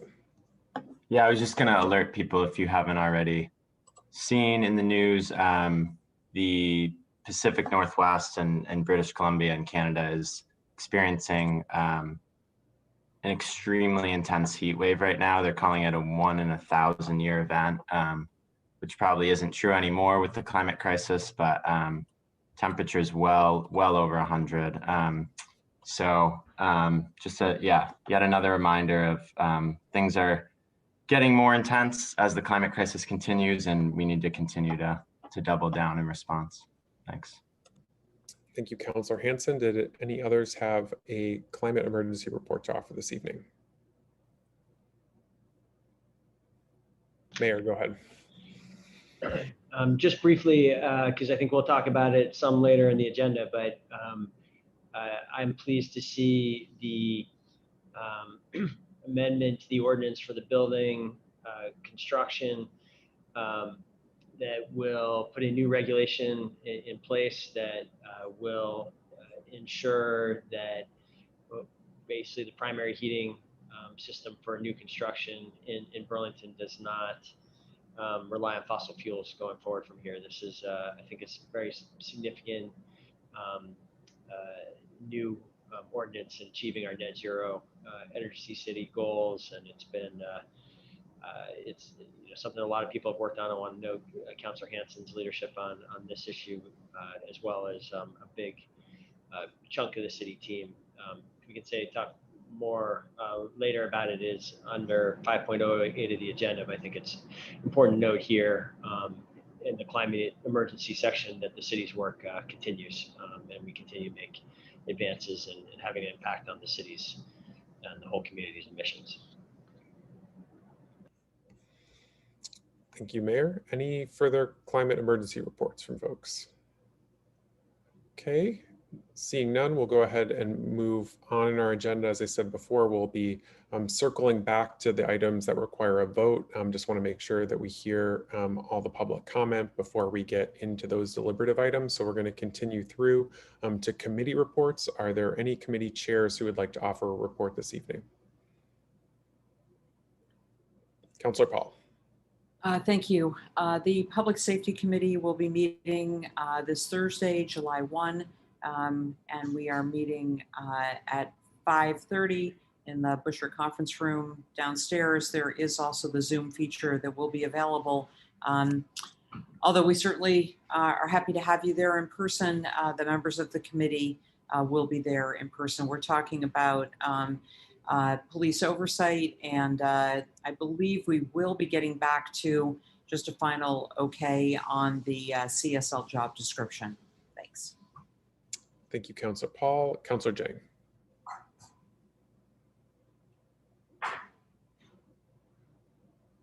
I don't know if I raised my hand, but I have a report. Yeah. Oh, okay. Sorry, I thought you had raised your hand. No problem. So the Racial Equity, Inclusion, and Belonging Committee, we could not meet on the 22nd due to some, logistical issues about these new guidelines that we need to follow, having people in person. But we moved our meeting to the third Tuesday of the month of July, which I believe is July 20th, right? And same agenda item, an update from the city attorney about the creation of Racial Equity, Inclusion, and Belonging Commission, different from the committee. And also we will talk about, since the declaration of racism as a public health emergency, what has been done, where we're going, and how we collaborate to move forward. Thank you, President Tracy. Thank you, Councilor Jang. Councilor Hightower, was that a? Yes.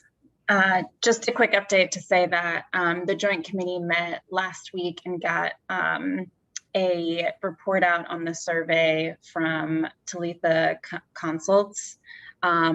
Our next meeting, which is not set yet, but I just want to flag it for folks, will have a quick presentation on the final report that Talitha Consults will be delivering by the end of this week. And also quick update on CNA and that consulting work. And that'll be sometime in the middle of July. Excellent. Thank you, Councilor Hightower. Councilor Shannon. Thank you, President Tracy. The Parks, Arts, and Culture Committee will be meeting at 5 o'clock on July 7th at the DPW conference room on Pine Street. And among other things, we will be discussing the dog task force resolution that was referred to the committee by the council. And I apologize, we're going to be a little bit late returning that to the council, but hope to be able to do that after this meeting. Thank you, Councilor Shannon. Any other committee chairs wishing to offer a report?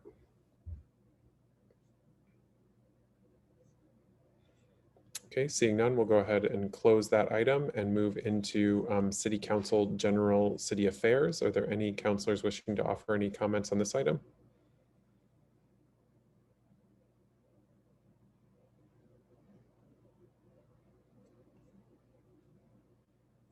Okay, not seeing anyone. So I will move down to the City Council President updates.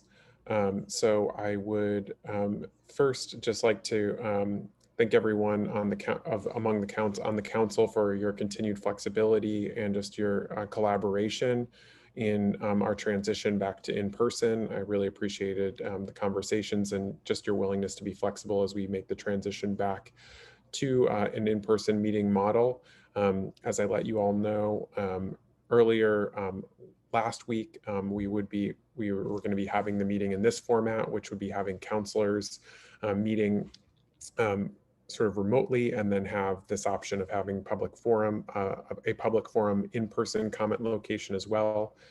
We will be moving towards we will be having our July 12th meeting in person. So the council will be going back to Contoys itself, and we'll be transitioning back, trying to have a hybrid model, or at the beginnings of a hybrid commenting model at that meeting, with the full implementation of that, meaning the full technical outlay that our colleagues at Town Meeting TV have set up and have planned out in collaboration with the folks at BCA. So we'll be seeing that transition take place over the course of the summer, but councilors, we will be back in Contoys for that next meeting, which is incredibly exciting. If you have any ideas, I would certainly welcome any ideas that folks have. If you'd like to do something a little bit more celebratory as we kind of head back into Contoys, I think it's certainly merited. And I know that at least I'm very excited, and I'm sure many of you are really excited to get back together and just have that shared space together, that shared community space where we're actually together ourselves, and also there with members of the public, city staff. There's just such great energy there. So that's going to be that'll be at our next meeting. I did hear some feedback around the council schedule itself. Historically, the council has had just one meeting in July and August. We, a couple of years ago, had added in a second August meeting, and that never got dropped. So there's been a request to reconsider that second meeting in August, and continuing that practice of having a second meeting in August, with the idea of potentially canceling that. So if you do have feedback on that, please let me know. I do want to hear from folks about that before making that call, because I know we did approve that meeting schedule at our last meeting, but just wanted to flag that for folks. And then the last piece that I just wanted to raise is also is one of recognition for City Attorney Blackwood. This is Attorney Blackwood's final meeting with us as a council, and so I just wanted to offer my personal thanks to Attorney Blackwood for your years of service to the City of Burlington, leading the City Attorney's Office and that team through many tumultuous meetings and negotiations, and offering legal advice to countless councilors, and certainly the administration and city staff. And I really just want to extend my sincere thanks and personal thanks to you for the collaboration you've offered over the last year, which has been exceedingly challenging, and just having you and your collaboration in seeing our way through that year was incredibly helpful. And I'll certainly miss having you in this role as city attorney. I certainly wish you the best in your retirement, and hope you're able to have lots of more relaxing Monday nights going forward. But thank you so much, Attorney Blackwood, just for all your years of service to the city, and just really appreciate it. I believe that there's going to be, for councilors, I believe that the mayor's office has been in touch with you about this as well. So please just take note of that. And again, thank you, Attorney Blackwood, for all you've done for our city. Very much appreciated. Thank you. Appreciate it. It's been a wonderful experience. All of you are great. Thank you. Thank you so much. Awesome. So with that, I will turn it over to the mayor for your comments, Mayor, so that we can just do your comments before the public forum, and then we'll jump right to public forum. I've got a couple folks signed up for that, so I'll get to that just after this, but I don't want to make you wait till the end, Mayor, so go ahead. Very good, President Tracy. Thank you. Let me start by just thank you, President Tracy, for recognizing the really distinguished, exceptional service of the City Attorney Eileen Blackwood. I have tried to express my appreciation previously. Was honored to have Eileen swear me in for this term as a symbol of my appreciation and the partnership we've had over the last 9 years. I can't imagine having gotten through the last 9 years without her. And looking ahead to the future without her is daunting. Just to note a couple of her more notable accomplishments, the ones that really are high on my mind tonight are navigation through the extremely sensitive Burlington Telecom situation, which took years of hard work, both in first reaching a settlement agreement with Citibank, and then ultimately completing that the multi-year process of implementing that settlement agreement. It was an incredibly important undertaking for the city, and it wouldn't have happened without Eileen. Similarly, very appreciative of her leadership with our collective bargaining efforts. We've had two rounds of collective bargaining where all 4 of the contracts have reached an agreement without resorting to arbitration. My understanding is that was quite rare in the years before the time in which Eileen was our lead negotiator. I think she really did a lot to build trust and set the tone for those successful negotiations, and worked extremely hard on them. And we got to those agreements while simultaneously addressing important long-term issues for both city taxpayers and employees. And her performance there was exceptional. I could go on. Eileen has touched virtually every accomplishment of the last 9 years. And I again do just want to express my great personal thanks for your service, Eileen. Thank you. The 2 other items I wanted to touch on.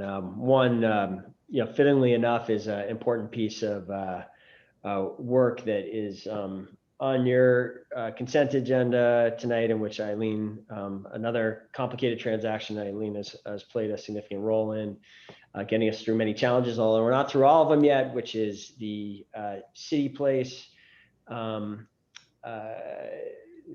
2 points about City Place tonight. One, on your consent agenda is, and we just approved it unanimously at the Board of Finance, our approval so that the city so that I can approve the agreements with the abutting landowners for the what we think of as the People's Bank parcel, although now technically it's not owned by People's Bank anymore. With the council action on that tonight, the city will have assembled all of the land rights necessary to build the new streets, reconnecting Pine Street and St. Paul Street, with one exception. There is still a need to secure the property rights through the 100 Bank Street property. And that, of course, is the property where the city has recently been brought into legal action by the owners of 100 Bank Street, the Redstone company. And as I've expressed publicly, I'm surprised and disappointed by that action, but nonetheless have worked to try to bring Redstone and the owners of City Place, BTC Mall Associates, to a mediation table with the city. And we have scheduled that mediation for the first half of July. And it is my hope, this is largely the dispute is, the city has become a party to the dispute, although a lot of the issues really at stake are private issues between the two. I am hoping the city can play some productive role in helping resolve those disputes so that this important project for the future of downtown housing, jobs, and public revenues in the downtown can move forward. I hope to have an update for you, further update on that for you soon. And if there is a need to brief the council on those mediations, before there will be an opportunity to do that if those appear to be headed anywhere at the July 12th meeting. Finally, I just want to say again that The fireworks Independence Day celebration is back this year, taking place on Saturday, July 3rd, as is the Burlington tradition. And this event should have everything that I think the public has come to know and expect and really love about this event. I think it's going to be particularly meaningful and exciting this year after a year in which we could not gather for what is typically the largest public event of the year. Because of COVID, we'll be able to do so this Saturday. The fireworks will start at 9:30 as normal. There will be a variety of other events earlier in the day. I encourage people to check out the parks webpage that has all those details. This will include a ceremony at 5 p.m. That will both recognize those that we have lost over the last year and the challenge of the COVID emergency, as well as we hope find a way to say a special thanks to some of the community organizations and leaders that have helped this community get through this period, as well as any community in America. That event will start in Battery Park at 5 p.m. Those are my announcements for tonight. President Tracy, back to you. Great, thanks, Mayor. Appreciate that. And let's get right to public forum. So we don't have a ton of folks signed up this evening. Again, if you are a member of the public interested in speaking, you can go to burlingtonvt.gov/citycouncil/public forum, one word in both of those cases. So city council's one word and then public forum's one word. And then that'll take you to a form that you fill out. And then you'll be able to comment. I'll call on you and enable your microphone if you're commenting remotely. The one difference, as I noted earlier this evening, is that we do also, per open meeting law, have a location that CEO Shad is staffing in the basement of City Hall. It's the newly named Busher Conference Room. It's a new space that we'll be having community meetings in shortly, but this is an in-person option. So there is also the option for people to offer their comments from City Hall itself. So let me just, before I get into the public forum, CEO Shad, are there any folks there wishing to comment? We have one member of the public here, and that member does not wish to speak at public forum. Okay, great. Thank you for that. We do have a couple of folks who have signed up to comment remotely.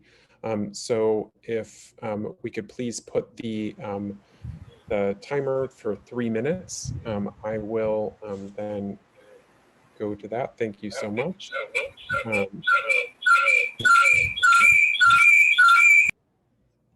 right. So we got a couple speakers, as I said before. Our first speaker will be Milton Rosa Ortiz, to be followed by Sharon Busher and Robert Bristow Johnson. Milton, I've located you and have enabled your microphone.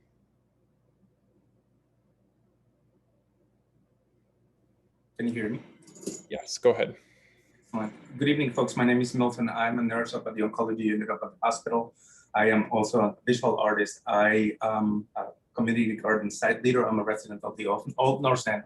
But I am here tonight because I'm also a member of BCA's advisory board of directors. A couple of weeks ago, one of our members presented a bullet presentation of BCA's accomplishments over the last year, and we were in awe, and also made us wonder whether our community was aware of all the things that BCA has been able to accomplish. So I'm here to share this with you, of course, but also with our community at large. Over the last year, BCA distributed 81 COVID-19 relief grants of up to $500 each to Burlington-based artists in all disciplines, commissioned 4 murals with BIPOC artists in collaboration with REIB, co-produced Juneteenth celebrations. Also in collaborations with REIB, BCA commissioned 3 Juneteenth murals. It provided 250 youth with childcare and in-person learnings at 405 Pine Street. We had more than 10,000 attendees for virtual home studio programs, including artist talks, family art Saturday, concert viewings, and virtual exhibitions. We organized and then hosted an estimated 7,500 virtual highlight attendees from Vermont and around the world, and paid almost 300,000 to musicians, performing artists, teaching artists, and for payments to sales and staffings for an exhibition. But I also want to make clear that I am not here to toot the board of directors' horn. I am here because we know that none of this would have happened were it not for the gargantuan effort of our staff. It was them, the teachers, program directors, artists, techs, marketers, designers, directors, tour guides, curators, volunteers, and donors, small and large, whom, when the pandemic hit, put their masks on and gloves and hacked their way through mountains of hurdles so that our community could have, if ever so small, a window into a different world, a world of art, art making, and music. And so we could all get a respite from the saga that our lives had turned into. And so I am here to publicly acknowledge and applaud the extraordinary accomplishments of BCA's staff in a year like no other. Thank you very much. Thank you very much for that. Our next speaker will be Sharon Busher, and Sharon, I have located your microphone, your line, and have enabled your microphone. Good evening. Can you hear me? Yes, I can. Go ahead. Okay, thank you. So I want to first of all acknowledge all the hard work that the administration put into the budget and all the input that the councilors gave to make it an even better budget. So I don't want that to go unnoticed, but I do have a couple of things that I wanted to address that are concerns. But in 3 minutes, you can't really speak to the entire positive and concerns. So I'm going to focus on the concerns. Earlier this evening, I learned that ARPA funds could not be, at this point, could not be used to address housing needs. I had asked earlier to see if we could have restored the Housing Trust Fund to its full 1 cent using ARPA funds, but having learned that's not possible, I'm concerned still that the council and administration didn't look to the unassigned fund balance to still accomplish that. Once again, the Housing Trust Fund is not a stagnant fund. It's used to leverage millions of additional dollars that are needed for housing. Housing is a priority not only in Burlington, but in the state of Vermont and in the country. And this housing that is created is rental housing, and also that fund is used to help people who can't normally afford home ownership get home ownership. So to have a budget that really didn't accomplish that is disappointing to me as a resident of Burlington. The other thing I wanted to say is I really applaud the thoughtful approach that was used for the ARPA funds and how that has allowed the city to address critical needs in this budget. But I am concerned about how we will sustain those needs because ARPA funds are one time. I'm just trying to figure out how we'll sustain those programs, those policies that we put in place in next year's budget and in the years to come. The budget, with all its increases in dedicated taxes and user fees, is unnerving for people like me who live here and cuts to the core of affordability. And I just want to remind the council that it is getting more and more challenging to live in this city. And many people may have to leave. It's not their choice, but they may not be able to. They're going to be priced out. Some people can't move here, and some people won't be able to remain here. Thank you very much. Thank you. So our next speaker is Robert Bristow Johnson. Robert, I'm not seeing you signed up here on the attendees list. If you're signed up under someone else's name, if you could use the raise hand function potentially in order to be recognized so I can come to you. CO Shad, is Robert Bristow Johnson in the in-person location? No. Okay, thank you for that.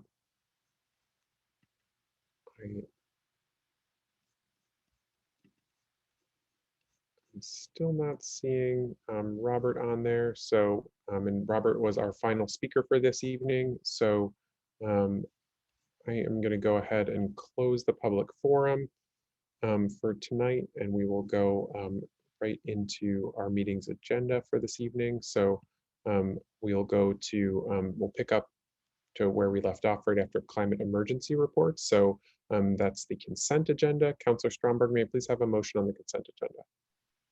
I move to adopt the consent agenda and take the actions indicated. Okay, we have a motion from Councilor Stromberg. Is there a second? Seconded by Councilor Hightower. Any discussion? Seeing none, we'll go to a vote. All those in favor of adopting our consent agenda and taking the actions as indicated, please say aye. Aye. Aye. Any opposed? It carries unanimously. Before we get down into our deliberative agenda for the council itself, I'm going to go ahead and recess this meeting because we do have some local control commission items to move into. So I will recess the city council meeting at 7:46 p.m. and convene the local control commission at 7:46 p.m. I'll give folks just a second to click over to that screen.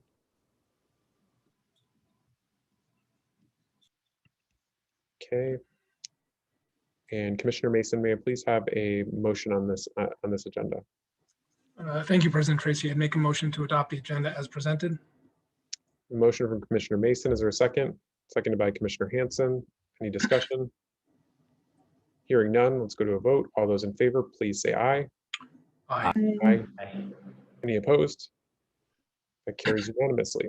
Brings us to our next item on this on the local control commission, which is the consent agenda. Commissioner Mason. Thank you. I'd make a motion to adopt the consent agenda and take the actions indicated. We have a motion seconded by Commissioner Hanson. Any discussion on the consent agenda? Okay, hearing none, let's go to a vote. All those in favor, please say aye. Aye. Aye. Any opposed? That carries unanimously. And without objection, I will adjourn the local control commission at 7:47 p.m. and reconvene the city council, the regular city council meeting at 7:47 p.m. Returning to where we were on our deliberative agenda. So I'll again give you a second to just click over to that agenda.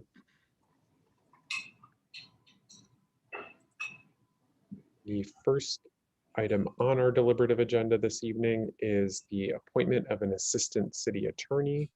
I'm going to come to, before we take a vote on that, I'm just going to go to Mayor Weinberger to share anything that you'd like, and then we can also go to Haley Mcclenahan, who is the candidate this evening. And so, Mayor, did you want to kick us off here? Just really briefly, because I think you all know that, I look to the city attorney, Eileen Blackwood, to lead the processes for assistant city attorneys. But I do just want to mention, this is a mayoral appointment. I was really pleased to meet Haley Mcclenahan. She's a very impressive attorney. I think is going to be a great addition to the team and brings a range of relevant experiences already in her career to this role. And I'm really pleased to be kind of filling out the assistant city attorney team as we're entering a period with some transition period, which we hope to keep short for the city attorney role. And with that, if you're pleases you, President Tracy, I turn it over to Eileen Blackwood for further introductory remarks. Certainly, Attorney Blackwood.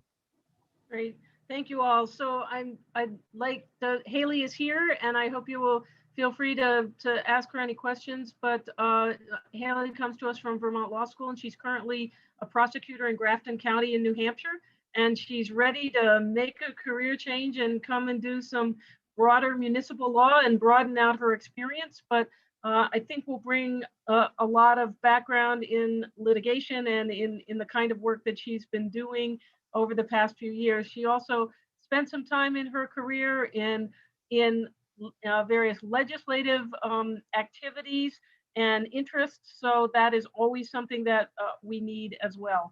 So I think it will be great background for the city attorney's office, and the whole team is very excited to have Haley join us if you all approve her nomination. Thank you. Thank you, Attorney Blackwood. And at this point, I'd like to offer welcome you, Haley, to what will hopefully be the last remote council meeting for a long time, but want to welcome you to that and just offer you a chance to introduce yourself to the council and the community more broadly, if you'd like to offer any words. Yes, thank you so much. And thank you for having me tonight. I too hope this is the last remote session. I'm looking forward to meeting all of you and seeing members of the community generally in person. I just want to express my enthusiasm for the opportunity to move into this role in supporting the council, the city departments, and the community generally. I've heard a lot tonight about some of the vibrancy that it sounds like is coming back into the community of Burlington after a really tough year. And I'm looking forward to bringing my skills and experience to date in supporting the critical infrastructure in the city and assisting in any way that I can to bring the community back to what it was pre-COVID, and also assisting in making it that much better for people who live and work in the Burlington area moving forward. So I'm happy to answer any questions about my candidacy. And again, I'm really excited for the opportunity. Thank you very much. So before we get into questions, I'm going to go to Councilor Shannon for a motion. Thank you, President Tracy. I move to approve the appointment of Haley Mcclenahan as the city's newest Assistant City Attorney. Thank you, Councilor Shannon. Appointments do not need a second, so I will go back to you, Councilor Shannon, if you wanted the floor back, or open up the floor if you did not want that. I do not need the floor back, but I welcome Haley. Awesome. Thank you very much. Did any other councilors have any comments or questions they'd like to offer before we go to a vote? Go ahead, Councilor Shannon. I just wanted to confirm we don't need a second. I know we don't need a second on nominations, but this isn't a nomination. Did we? You probably should be getting a second because this is an approval of the mayor's nomination. Okay. All right. Well, I saw Councilor Mason offer a second. Thank you. Thank you for that, Councilor Shannon. Any further questions or comments? Okay, great. Let's go to a vote. All those in favor of confirming Haley Mcclenahan as Assistant City Attorney, please say aye. Aye. Aye. Any opposed? That carries unanimously. Congratulations and welcome. Thank you all. Great. So now we move into the items, the two resolutions that have to do with our budget. The first of which is the budget itself. And in order to, before we open up the floor on those, I'm going to go to Councilor Paul for a motion. Thanks, President Tracy. I would move the resolution, waive the reading, would ask for a second, and then the floor back after a second, please. Sure. We have a motion from Councilor Paul, seconded by Councilor Stromberg. The floor is yours, Councilor Paul. Thank you, President Tracy. So arguably, one of the most important functions that the council has all year is the annual approval of the mayor's recommended budget. And the reason for that is that the budget sets the tone for the upcoming fiscal year. It establishes our priorities. It allocates funds for departments and the needs of the community that move our city forward. A year ago, as we all know, under the enormous cloud of unprecedented uncertainty and disruption to every aspect of our lives, the administration and the council were really faced with a clearly unique, significant revenue shortfall in the millions. But even with that, we found our way to be fair to our community by offering delayed tax payments. Our valued employees saw no layoffs. We were factual with reasonable projections and forward thinking, not cutting programs. There were many cities across the country that cut programs. We did not cut programs that would be later would be challenging to revitalize. Thankfully, we have turned the corner on the pandemic, and the prospect of brighter times ahead is exciting and one which we all are celebrating. This will be our, as we have said, our last meeting, hopefully for a very long time via Zoom. From a fiscal perspective, I can't leave 2020 behind without noting for the public that's watching that were it not for the careful and prudent budgeting in years past, were it not for this administration and for past councils' relentless insistence on building the unassigned fund balance, 2020 would have been a time of severe constraints and unbelievably challenging decisions that we would have had to make. As well, we would not be entering 2021 in the place that we are in today. This year's budget stands in sharp contrast to last year. This budget that we have before us builds on the foundations of fair, factual, and forward, but adds to this strong foundation. While we have always endeavored to make the budget process an opening and engaging process, this year's budget is one built on the recognition of broad community values in the wake of the past year, true collaboration with both councilors, and authentic citizen and public engagement. This year's budget, as we councilors know, restores all city services to pre-pandemic levels. It invests in critical infrastructure. It builds on significant work already begun on racial equity and initiatives to address our climate emergency. It invests in our parks. It mandates that any employee not already receiving a livable wage shall be increased to meet the livable wage ordinance. And it will do all of this while minimizing tax increases through thoughtful ARPA funding usage, recognizing that last year may be over in terms of the calendar, but it is not over in recognizing the burdens that have been placed on many in the past year. So there are many exciting aspects to this budget. I cannot list them all. For the first time in city history, the budget creates a significant presence in positions in public health. The budget also builds on our commitment to equity, racial equity initiatives. It was only one brief year ago that we had a department of one, and the Racial Equity, Inclusion, and Belonging Department staff will now go from 3 to 8 employees, adding a data analyst, an equal opportunity specialist, an anti-racism curriculum manager, and moving 2 public health manager positions to the REIB department. The budget also prioritizes and begins to reimagine public safety in budgeting for 10 community service officers to respond to incidences not requiring sworn officers. Particularly exciting to many of us is the creation of a reserve for an exciting mental health initiative. And kudos to Mental Health First BTV, a grassroots family-led group, for their advocacy and for ensuring that we are being reflective and responsive to all the needs and values in our community. I mentioned earlier that this budget is truly collaborative and one built on engagement from the public. Along with several public meetings that we had on the budget, there was also a public survey that was responded to by nearly 900 community members, offering us feedback on their priorities. And I'd also like to mention, and bear with me while I list, that on behalf of our constituents and the greater community, city councilors played a direct role in the formation of the budget, in some cases crafting budget initiatives, and in others advocating for increased funding for community betterment.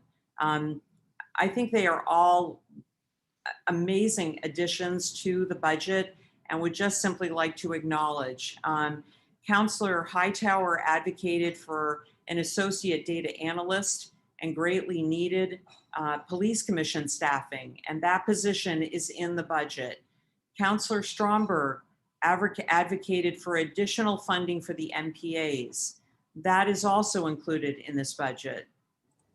President Tracy requested and advocated for funding for a community bystander program.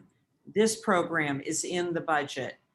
I had requested funding for Town Meeting TV, formerly CCTV, to allow for greater coverage of NPA meetings. That funding is in the budget.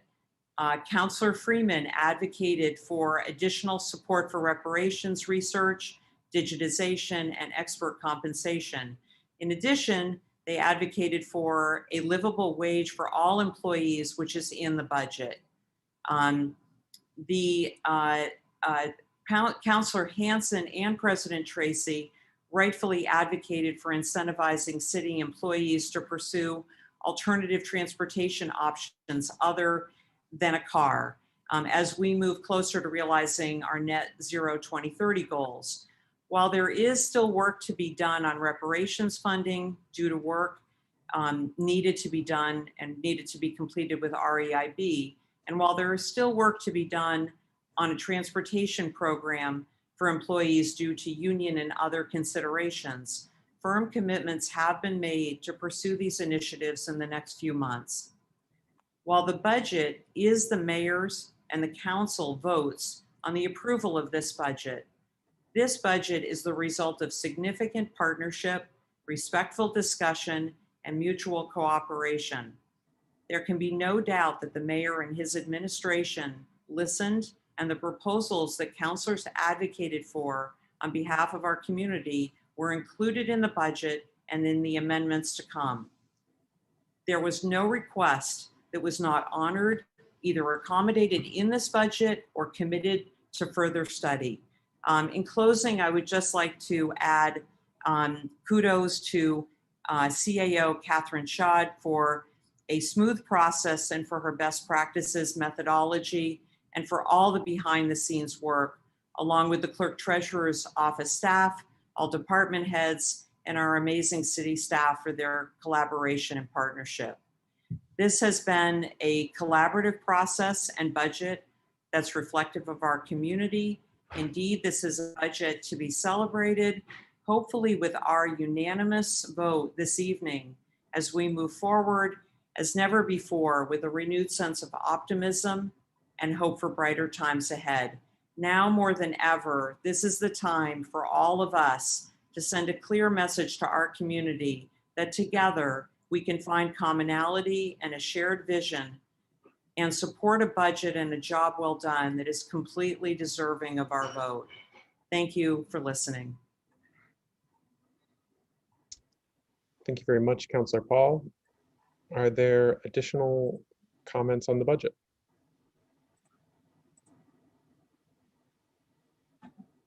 Councillor Stromberg. Thanks. Wow, Councillor Paul, that was great. Yeah, I just want to add that last year I obviously wasn't too pleased with mostly the process and some of the outcomes of the budget. And this year, I remember talking to the mayor on the phone and just having a very productive verbal agreement that we were going to be working together in this process and that we wanted to move forward from last year. And I really appreciated that. And I really appreciated the fact that the administration really held to that. And yeah, I'm really happy to see where we're at tonight. And yeah, anytime I kind of like look through all of the spreadsheets and everything, I didn't walk away from any of it feeling like we didn't get something that is severely needed this year that we're, so I feel like we can always do better, right? But we're coming a long way. And I think this should set the precedent for how we should work together in this process for next year and the years to come, and hopefully not all virtual. So I will be supporting this tonight, and thanks to everyone for working so hard on it. Thank you, Councillor Stromberg. Councillor Jing. Thank you, President Tracy. I think as a member of Barlow Finance, I think it will be imperative also to talk about specifically the budget process itself, and also maybe highlight some innovations that may have not been highlighted very well. And I think I have 4 of them actually. And one of them is a participatory governing participatory budgeting element that was added at this year's budget. And I think through a survey to the community, I do believe that this is not an end deal. It was something that we started, and I am confident that we need to do better to build on it. I think that's one. I think also what needs to be highlighted is the time in which the budget process started. It was key. It gave everyone a time to dig into the details. I think the ongoing calls from both the mayor and CFO Chad for the city councils to participate in the budget discussion and also to reach out. I think that was an element that need to be highlighted. And lastly, about the budget process is specific to the delay of the vote itself. This could have happened on June 14th, but I believe that the mayor and CFO Chad, approved the request from some city councils to move it to today. And I'm very happy for that. I think also it would be important to highlight like the hard work of Councilor Carpenter. She was very proactive in reaching out and also in advocating for more funding in terms of community members who are who have some issues about access to some of our amenities such as the beach, Lady Beach. And I think also thank you, Mayor. And I do believe that I advocated for a request of funding for the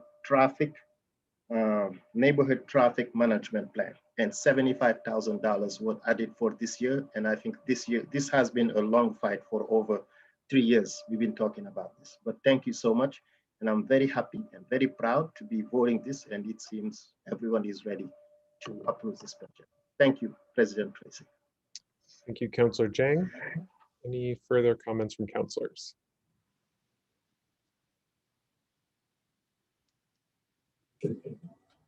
Mayor, did you want to get in? Thank you, President Tracy. My comments about the budget were extensive 2 weeks ago. I will spare you repeating them. I do just want to voice my appreciation to the fellow members of the Board of Finance for the hard work that the Board of Finance has put in over really since late April and finalizing and refining this budget. I know many other non-Board of Finance councilors participated in that as well. And I just wanted to say the administration too appreciates the collaboration and effort that all involved put into sorting our way through what was an exciting but still daunting and challenging budget task, and a budget unlike any other that really the city I think has ever passed, certainly very different than anything in the last 10 years, certainly a much more appealing budget to pass than the one that we passed in the teeth of the crisis last year when there was great uncertainty about the financial picture.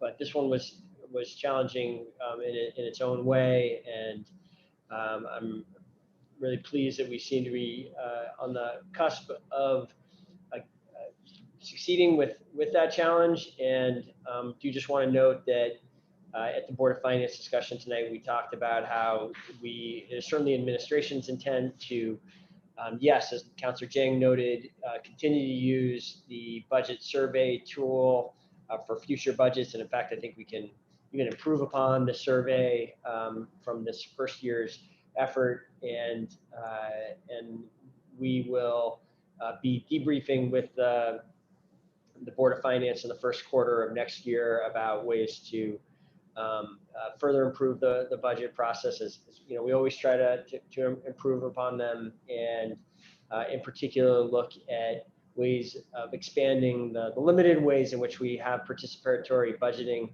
already in our MPA, and then Penny for Parks, and with the CDBG funds. I know there's great interest in further expansion of that in the future, and just want to say here that I'm committed.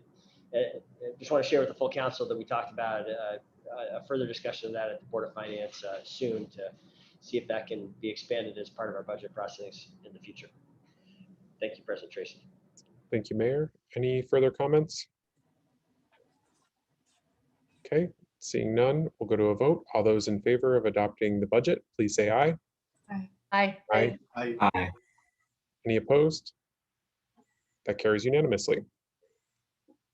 Congratulations to the administration and the CIO team. Got one more budget-related item to get to this evening. That's the resolution on our, that's item 5.03, which is the annual tax assessments on the property grand list. Councillor Paul, can I please come to you for a motion on that item? Sure, President Tracy. So I move the resolution, waive the reading, ask for a second, and then the floor back briefly after a second. I have a motion from Councillor Paul, seconded by Councillor Stromberg. Go ahead, Councillor Paul. Thank you. As I said at the Board of Finance, it is much more fun making the moving the resolution about spending money than it is about raising money. So this one will be a lot shorter. The resolution that we have in front of us is is adopting the city's tax rate for the FY22 year. And for the benefit of the public, the total municipal tax rate proposed is just a tad over 67 cents per $100 of assessed value on each property in the city. The resolution lists 14 individual tax rates for all city services, from streets, parks, the Housing Trust Fund, retirement funding, funds to service our debt, police and fire services. And just wanted to add that due to reappraisal, usually it's pretty easy to compare the increase or decrease from year to year, but due to reappraisal, the tax rate is significantly less in pennies per hundred of assessed value. That's not a reflection of a declining tax rate. It's a reflection of the increased values. So the amount in pennies is less. And that's done in order to maintain the requirement that the reappraisal is revenue neutral. So that would mean that all rates would be unchanged from last year, all things being equal.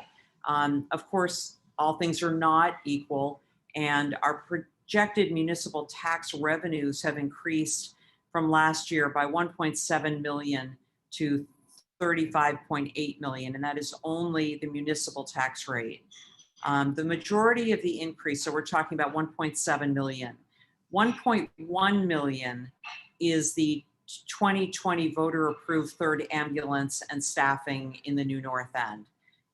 430 is the thousand is the restored penny for parks money that was eliminated from last year's budget. It's not the full penny for parks. It's about 80, it's about 0.8 cents. The rest of that will come from ARPA funding. And then there's about 430,000 that is also the increased requirement to the city's retirement fund. In short, we're funding all of our obligations, all of our debt, and providing for our present and our future. Hope that this resolution will receive the council's unanimous support. Thank you. Thank you, Councillor Paul. Is there any further discussion? Councillor Shannon, to be followed by Councillor Hanson. Thank you, President Tracy. I have a question about the tax rates. Several of the tax rates, my understanding is that several of the tax rates are approved by voters for more. So there's a cap on them, and they had been previously maxed out. We have not gone up to the maximum in this budget. And I was hoping that somebody could call those out, where we've actually reduced the amount that's approved, and in future years those could increase because they're already approved. Sure. Thank you, Councillor Shannon. CEO Shatter, are you able to clarify? I am. One of the updates or upgrades, if you will, to the sheet that is linked here is I've broken out the tax rates into different sections. So you'll see the second section, and I can share my screen if that's helpful, is called Rates Capped by Voters. And so under that section is all of the specific taxes that are affected. Would it be helpful for me to share my screen so you can see those? Sure, yeah, you feel free to do that. That'd be great. Okay. Can I ask a follow-up question? Sure, go ahead. So I did see that, and it is very helpful. Is each of the numbers in the prior years, is that what the cap is? So that is a great question. It is, we added a slight escalation for inflation. So I could certainly send to you offline what the exact cap is. It is very close to the FY21 rates. It's actually less than 1% that we've used for inflation. It's 0.9%. That is close enough for me. Thank you. Okay, great. Okay, Councilor Hanson. Oh, Mayor, did you have something you wanted to say on that? Yeah, I just wanted to make the point here that the difference, the variance here is significant. If we had submitted a budget that had all of the voter capped, to use this language, taxes at their maximum, the tax increase would be an additional 3.5% increase on the tax rate. Already there is, on the total municipal tax rate is up a little more than 4%. As Councilor Paul noted, the great majority of that is due to the public safety tax increase approved by the voters in the spring of 2020 that authorized, essentially made possible a third ambulance, and that was a more than $1 million a year tax increase. That is being phased in this year. We held off on it for a year because of the pandemic, but it is being added to this year's tax rate. If we had also increased all of these other tax rates up to the maximum, we'd be looking at a municipal tax increase of about 8%, which I think the Board of Finance felt was really too high, particularly for a year in which we already have so many folks are dealing with the impacts of their reassessment, and many households are still being impacted by the pandemic. However, I do think it is important that we ultimately, those voter cap taxes, if they are not brought up to their full amount, you will see services like the Housing Trust Fund, the library, open space, land conservation, and a couple others. All of those, you would essentially have their value eroded by inflation if they are not ultimately assessed at their full amount. So I think it is important ultimately that we do, as the voters authorize us to do so, bring those up to their full amount, so that we can continue to make the investments in those areas. And I would think, it's a signal now. I think that is likely to be a part of our future budgets as soon as next year. Thank you for that additional clarification, Mayor. I'm going to go to Councilor Hanson now. Great, thanks, President Tracy. I didn't comment on the budget, but I did at our last meeting, and I'm proud to support it as well. I think there's a lot of really important initiatives. I think what the mayor just laid out of striking that balance between funding the things that we need to fund and trying to, not overly burden taxpayers is important. And I think to that point, I just feel like it's worth noting as we set the tax rate and as we think about the burden of that on low and moderate income Burlingtonians is that I really think we need to continue or pick back up maybe a discussion of more progressive taxation in Burlington. It's a heavy lift. It's a big structural change. I know Councilor Freeman kind of initiated a bit of a initiated some potential action on that about a year ago, but we haven't really since picked back up on that. But there is pretty serious inequality, wealth and income inequality in Burlington. And I think we could do better to ensure that those who have the means are taking on a greater share of the burden and alleviating some of the burden on low and moderate income Burlingtonians. So it's a big policy lift, but I think it's one that we need to revisit. Thanks. Thank you, Councilor Hanson. I don't have anyone else in the queue. Councilor Mason. Thank you, President Tracy. And forgive me for the lateness of this question. I understand, or I followed the entire conversation on not taxing up to the full cap, but I'm not understanding how that works as it relates to the retirement contribution. So maybe Catherine CAO Shad could explain that, because I mean, we have a required contribution, but I'm not understanding how that works through on the rate from 21 to 22. Sure, CO Shad. That is a great question.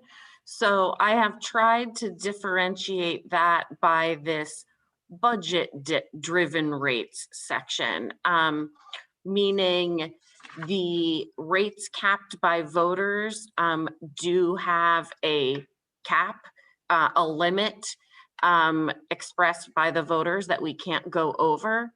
The rates for retirement and debt service, they don't have caps. They are driven by actual or projected expenses that are incurred.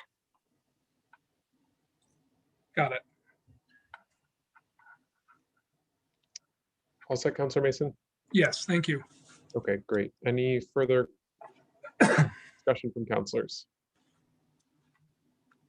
Okay, seeing none, let's go to a vote.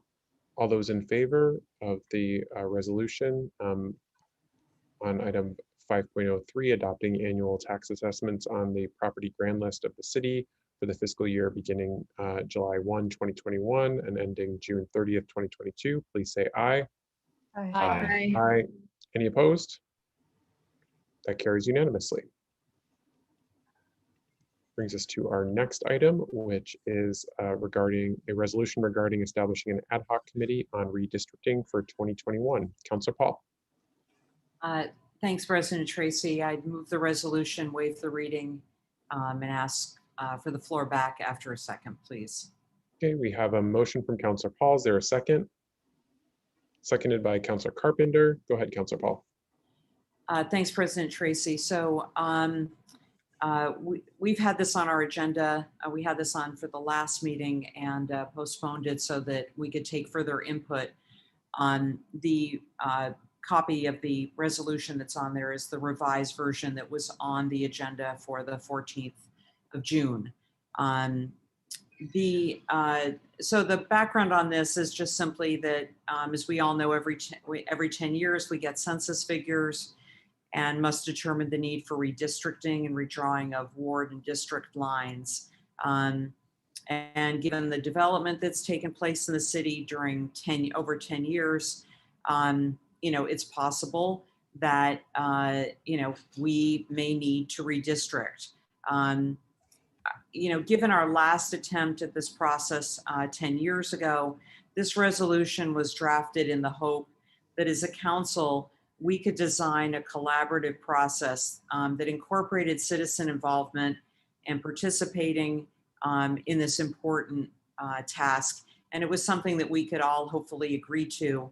From the beginning, the idea was just simply to create a process that was open and nonpartisan, independent as best it can be, and transparent for redistricting. So the key points of the resolution are creating an ad hoc committee made up of citizens appointed by each MPA to offer the public at least 2 opportunities via public meetings for input. That committee would gather the input regarding the current plan, reviewing past plan, any community feedback that they can get, and they would present their findings to the council. The council would then use this feedback to offer guidance by resolution to a mapping specialist that would be identified and agreed to by the city council. And then, if census figures necessitated that we did need to redistrict, that we would then give that guidance and other directives to that mapping specialist, and then they would, with the city attorney, report back to the council, hopefully at our last meeting in October or perhaps into November, but certainly with the idea that we could hopefully get something, if we needed to, on the ballot for town meeting day in 2022. So just wanted to say that, wanted to acknowledge that this resolution is the result of a great deal of compromise and collaboration. Most appreciative of Councilors Hanson, Barlow, and Carpenter, who actively engaged on this resolution and shaped a great deal of the final version that we're voting on this evening. And then just wanted to also mention in closing, because I know that this has been a question, is some have asked why we're doing this now. And the reason is that based on the 2011 process, which took nearly 3 years and was riddled with a lot of challenges, it seemed prudent for the council to come up with a process from the beginning that we can hopefully agree on, and by agreement that we can support. And as well, the other thing to keep in mind is that the last time we did this process 10 years ago, the process took so long that the city opened itself up to legal challenges regarding representation. It took additional legal resources, a situation that really doesn't need to happen if we begin the process early. So thanks again to Councilors Barlow and Carpenter for co-sponsoring, and to Councilor Hanson for his input. I hope that this resolution can get our unanimous support. Thank you. Thank you, Councilor Paul. Further discussion? Councilor Hanson to be followed by Councilor Barlow and Carpenter. Go ahead, Councilor Hanson.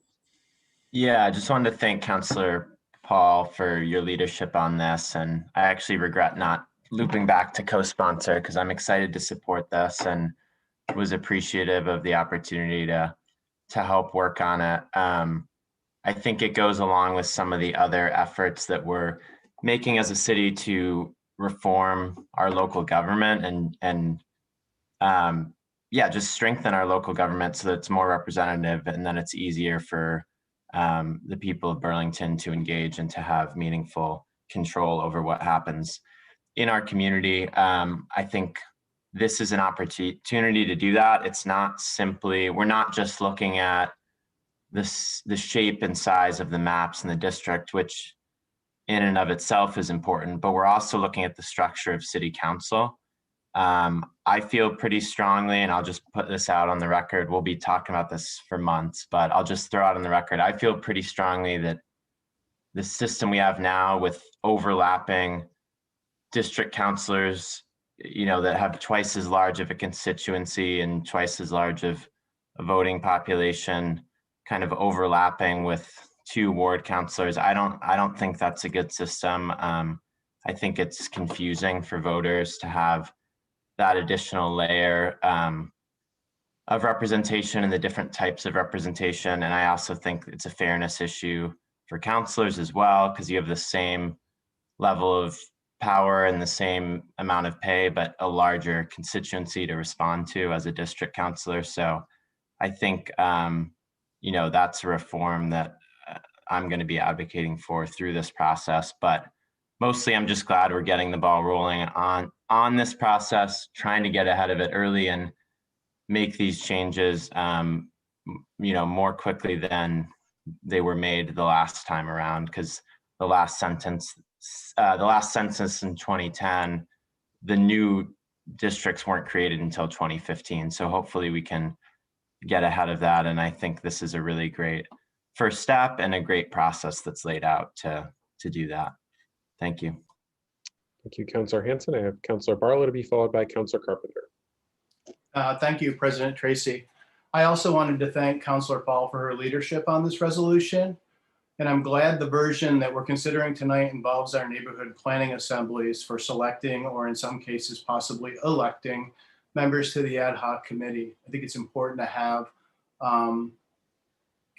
that independent community input into the process. If this resolution passes tonight, I look forward to getting feedback from Burlingtonians on how they feel about the current district ward model, the council composition, and additionally, if the census data indicates that we have to redistrict because of population changes, to be able to start that conversation and get ahead of it earlier.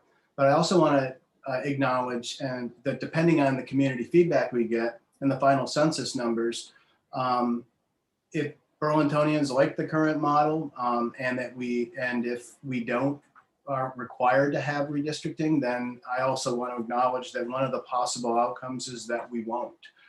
And so the other thing I wanted to talk about a little bit was the timing. I've heard some folks say that they thought it was rushed or that the timeline is compressed, but I feel it's manageable. And we, like in wards 4 and 7 at the NPA last week, we had a willingness on their part to actually have a summer meeting if necessary, specifically just to deliberate on this one topic and select a member. So I'm hoping that there'll be some potential opportunities to do some creative things like that over the summer if we need to make sure that we can convene a committee. So that's all I have. Thank you, Councillor Barlow. Councillor Carpenter. Thanks. I don't want to repeat what Councillors Hanson and Barlow said, and I really agree with it. And I just want to point out that I think it's really good governance to re-examine ourselves every 10 years. And again, we may not want changes. I think there are changes to be made, but it's good governance to get ahead of it. As Councillor Barlow pointed out, our NPA was excited about it. They're willing to do a special meeting, and we've actually invited them, or I'm hoping we'll have a community pre-discussion on it, because I think the citizens are interested in talking about this. So I'm really appreciative of Councillor Paul and all of us just getting this ball rolling. Thank you, Councillor Carpenter. Any further discussion? Councillor Shannon, go ahead. Thank you, President Tracy. I want to thank Councillor Paul for the concessions that she was willing to incorporate in this in terms of the timeline. I didn't think the previous timeline was workable, and I do still think that this timeline is compressed, but understand the desire to get it done on a timeline that allows it to get on that following March ballot. And this is what's needed to do that. I have heard both a lot of enthusiasm for this opportunity and inclusion of the NPA from the NPA. But I've also heard some concern about the ability to get the public input done in this time. But I think by laying it out, we at least create that possibility and that goal. So I support that. I am wondering why we have a city mapping specialist who really diligently participated in that process in 2015. And I don't think anybody in that process could say that the city mapping specialist was in any way partisan. He drew up so many maps at everyone's request, looking at every which way you could possibly look at a map. And I think he really deserves high commendation from everyone. And so to see in this resolution that we are not assuming that the city's staff mapping specialists would be doing this, I am wondering why why that is, and if there has been some expression of dissatisfaction with the city mapping specialist, who to me just could not have been more diligent and fair in his work. Are you addressing that to Councilor Paul, Councilor Shannon? If Councilor Paul wants to answer that question, I guess I'm asking through you, President Tracy, if Sure. somebody could answer that question. Sure. Councilor Paul, are you able to answer that? Sure, I'm happy to answer that question. That's a very, very good question. The reason why it says mapping specialist is because, you know, in an ideal world, and I'm hoping that this will be an ideal world, the city council needs to agree on who the mapping specialist is. Now, I don't think that I agree with everything personally. As one city councilor, I agree with everything that you have said, Councilor Shannon. I do agree that the city's mapping specialist is an independent, nonpartisan, has worked in the city for decades. I don't think that anyone could question whether they are partisan. That being said, I'm one person. We did discuss this, particularly Councilor Barlow and Councilor Hanson, and I discussed this. And you know, I think for those councilors that are a little bit newer, may not know the city's mapping specialist, just wanted to make sure that we were all agreeing, and that's why that person is not mentioned by name. Thank you. Thank you for that. And I also don't know if it's going to be the same person, you know, by the time we get to that point. But I do want to commend the past work of Jay Appleton, and I will name him because I was very grateful to for the work that he did before, and didn't hear a single complaint from any counselor at that time about his work. I also want to say that I agree with Councilor Hanson. I have a strong dislike for our current system, this hybrid system, that mostly not so much because of the work or the pay or those kind of things from the council perspective. As somebody who does represent that larger constituency, I haven't found it difficult to campaign. I haven't found it difficult to address the needs of my constituents. But I have found that my constituents are utterly confused by who represents them and why. And so I would hope, I also did not support this model. I voted no when it came before the council. I hope it does get addressed. I would not be supportive of changing it if we were not in need of redistricting. And I think the time to address it is when we are required to redistrict. Redistrict is, you know, even with the best of intentions, I don't think that we can think that it's anything but a painful process. It really is. And so I think we should take up addressing this at the time that we have to redistrict. So just sharing those thoughts. And with I appreciate all the time that Councilor Paul has put into this, numerous delays to address the concerns of various councilors, including myself. And it did give me the opportunity to check in with NPAs, and I've heard a lot of support for it. So I will be supporting this. Thank you. Thank you, Councilor Shannon. Councilor Jang. Thank you. But me personally, I wanted to thank Councilor John Shannon actually about this for the education she provided to me about the whole thing. You know, historically, she brought a lot of perspective, a lot of history into this, and I appreciated that, to tell you the truth. But my only concern here, so I have actually a couple, and I think one of them is good governance to me is you become proactive when you know that you need to do X, Y, and Z. I think we have started a process not knowing whether or not redistricting will be needed, right? We haven't received the census data yet. I think one element is kind of a little bit concerning because to Councilor Shannon's point, this summer by September, and we all know that we came from COVID-19 and many people want to get out and go see the world, their families, their loved one. I am concerned about the community input that is necessary for this. And I like the aspect about the NPA steering, driving this work. I like that aspect, but I'm a little bit concerned about the necessary and ongoing conversation we need to have. I think that's one. And the other element that I do believe we need to pay particular attention is the city councils to also stay out of the process. In some cases, there are some, what you want, you're already trying to push it to the NPAs.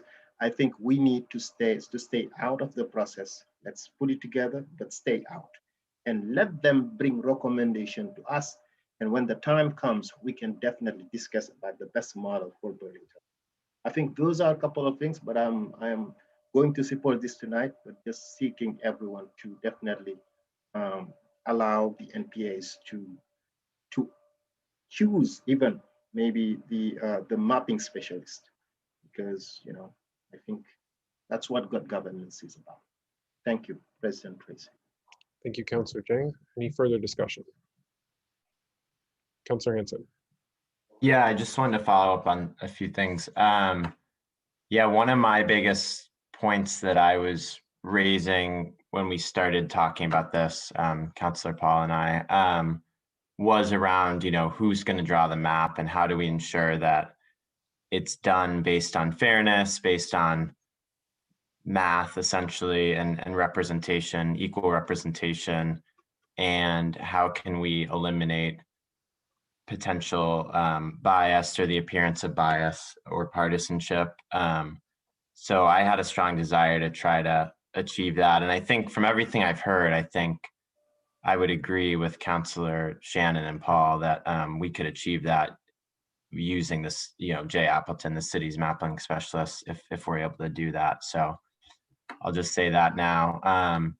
And then, yeah, I would also agree with Councillor Shannon. I didn't mean to overemphasize the fairness, the councillor fairness side. I think that is important, but I think my primary concern about the current system is the confusion among residents of Burlington of who their two city councilors are and what the maps for the districts and wards are and who's up at what for re-election at what time and all of that. I think that's unnecessarily confusing and could be a lot more streamlined going forward. Thanks. Thank you. Any further discussion? Councillor Shannon, go ahead. I'm sorry, I'll be very quick. It's something that I actually have forgotten that I'm getting reminded of now, which is that when we did redistricting last time, Jay Appleton created a tool for us so virtually anybody in the city could create maps. And we could all sit down and look at the population cubes provided by the census and understand the criteria and try to build maps in different ways. So I think that it's important to remember that the mapping specialist is not necessarily the only person that can put forward maps, and the public provided a lot of engagement through that tool. Thank you. Thank you. Any further discussion?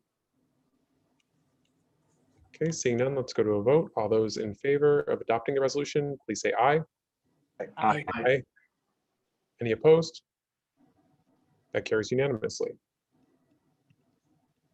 Brings us to our next item, which is 5.05, a communication from Mayor Weinberger regarding the end of the coronavirus emergency and after action report. I'll come to you in just a second, Mayor. I just want to get a motion on this. Councillor Jang, can you please move this item? Yeah. Yes, so I would like to move the item 5.05, communication with the Mayor Weinberger and the coronavirus emergency after action report. So are you moving to, just to clarify, Councillor Jang, moving to accept the communication, place it on file? Yeah, I was just wondering if the mayor has to speak about this or. Yeah, I'll before. come to him after this. I just wanted to get a motion on the table first. So if you could just, so you, Yep, so I would like to make the motion to accept the communication and place it on file. okay, great. We have a motion from Councilor Jang. Is there a second? Seconded by Councilor Hightower. All right, let's open it up to Mayor Weinberger. Thank you, President Tracy. I do have a PowerPoint. Let me see if I can successfully, let's see. Is there a way that you can allow me to screen share? Yeah, you've been made a co-host now, so you should have that enabled. Great.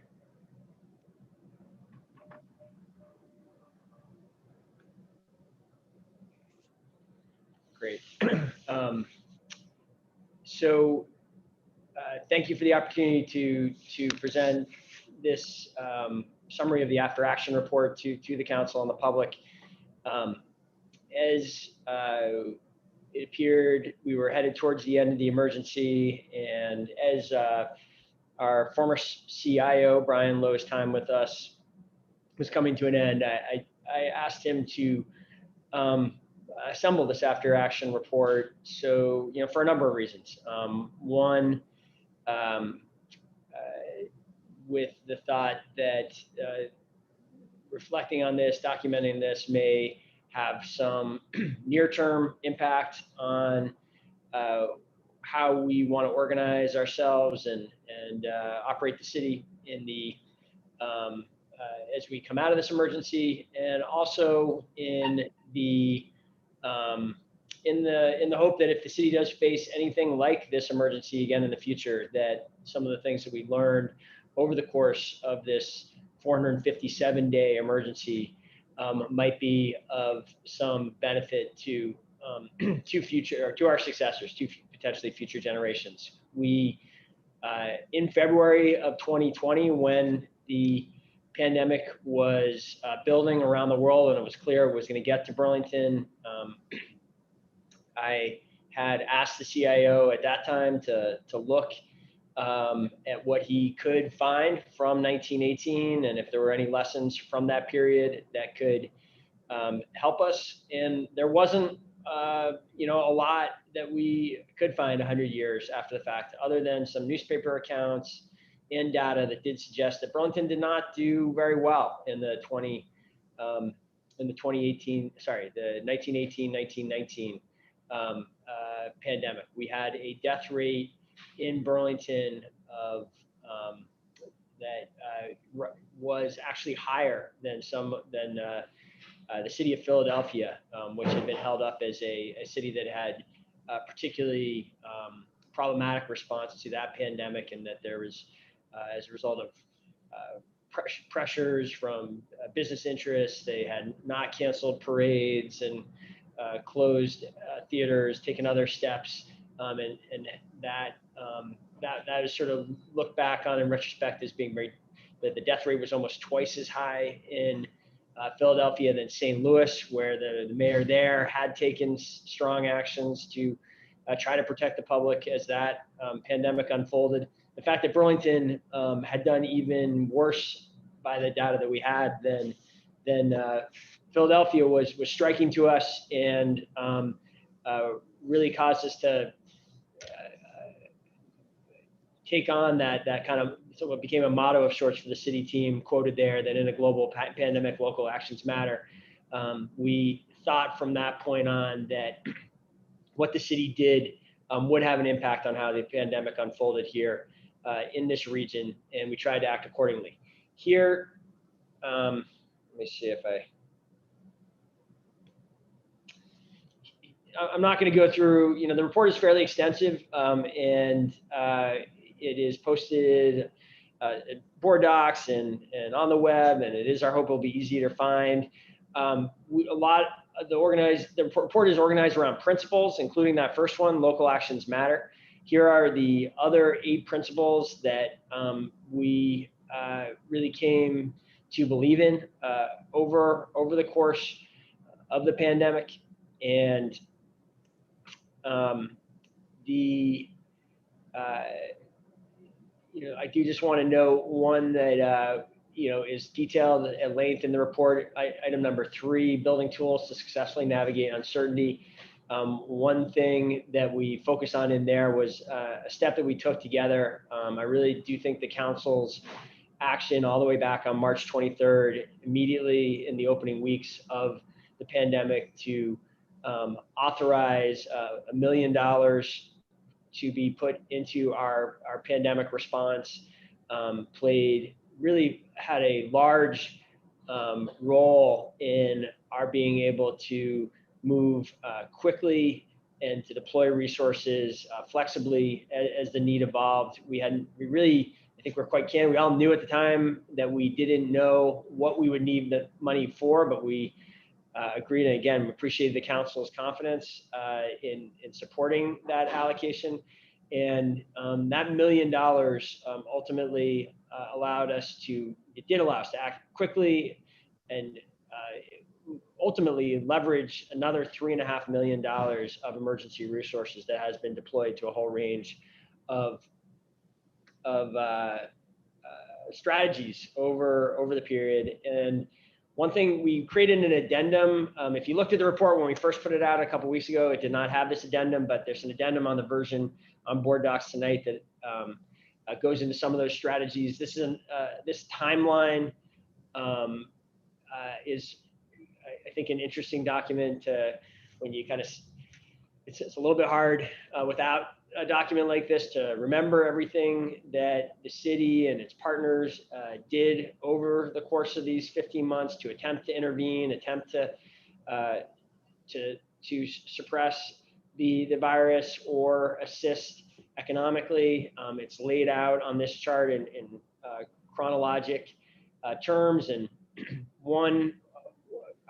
again, I'm just kind of hitting the highlights here, but one that I think I really want to say my appreciation to Brian Lowe and the whole 10-person analytics team that was helping us figure out what to do in those early days is, if you look at the on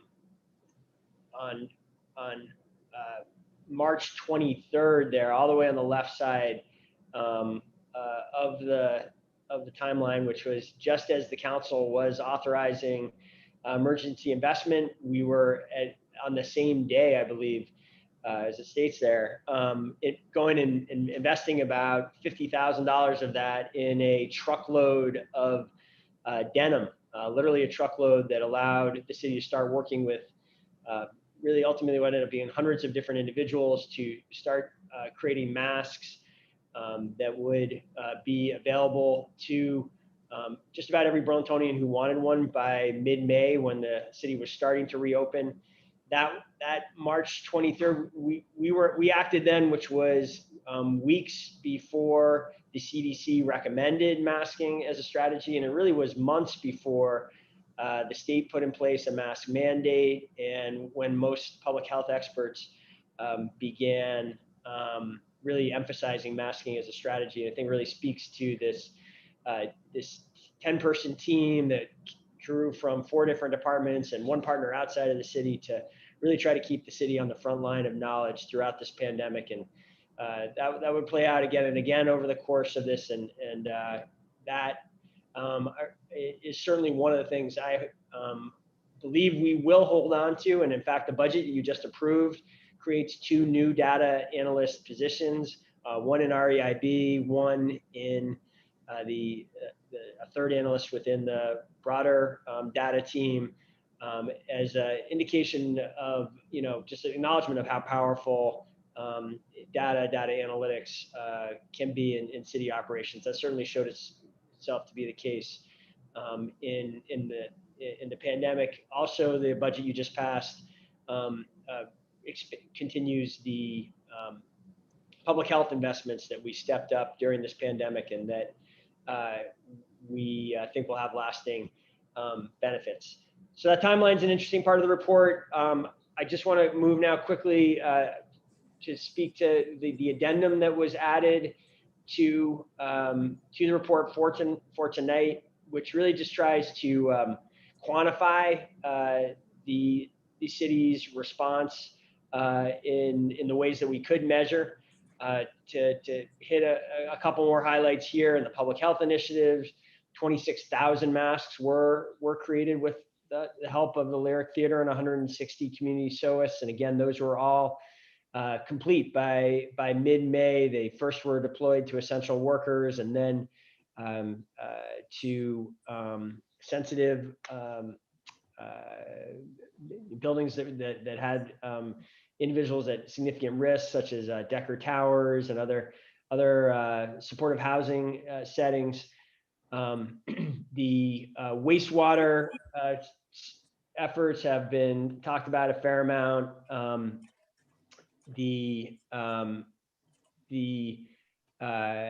Sorry, I guess on the next page here, I had not seen this stat before, this quantification that there was over 300 tests, wastewater tests, each one involving a city employee going out and pulling a sample out of the wastewater stormwater system have been completed. On this page, the city ventilation program in a couple of different rounds meant that over 100 different Burlington businesses and locations were either upgraded their ventilation systems or bought whole new air purifiers as an additional strategy, another layer in the protection for indoor spaces in Burlington. Beyond the public health efforts, there was a major effort to help Burlington businesses. I do believe that the reason we have not, seen the level of business closures in Burlington that other cities have seen, we've seen nowhere near like the 1 in 6 estimated businesses that has closed in Manhattan since the beginning of the pandemic. And I think there's a variety of reasons for that. Certainly the efforts of the banking community to get PPP loans out to businesses. Vermont did very well in that, and the private sector deserves a lot of credit for that. Just the industriousness of Burlington businesses deserve a lot of credit. The city did what it could to support and fill in the gaps in those efforts through programs like the $180,000 to BIPOC owned business through the BIPOC owned business grant program, which provided $2,000 to $7,000 awards to 29 different BIPOC owned businesses. We also used the assets we had to help with initiatives such as the Making Space for Businesses program featured there that allowed over 30 businesses to use the public right of way in different ways to help support our crucial downtown businesses through this time of a really existential challenge for the downtown. Finally, there were other relief initiatives that we attempted to tally the numbers on here, and these numbers in some ways will go up. I do think we have a year of additional relief efforts at least ahead of us.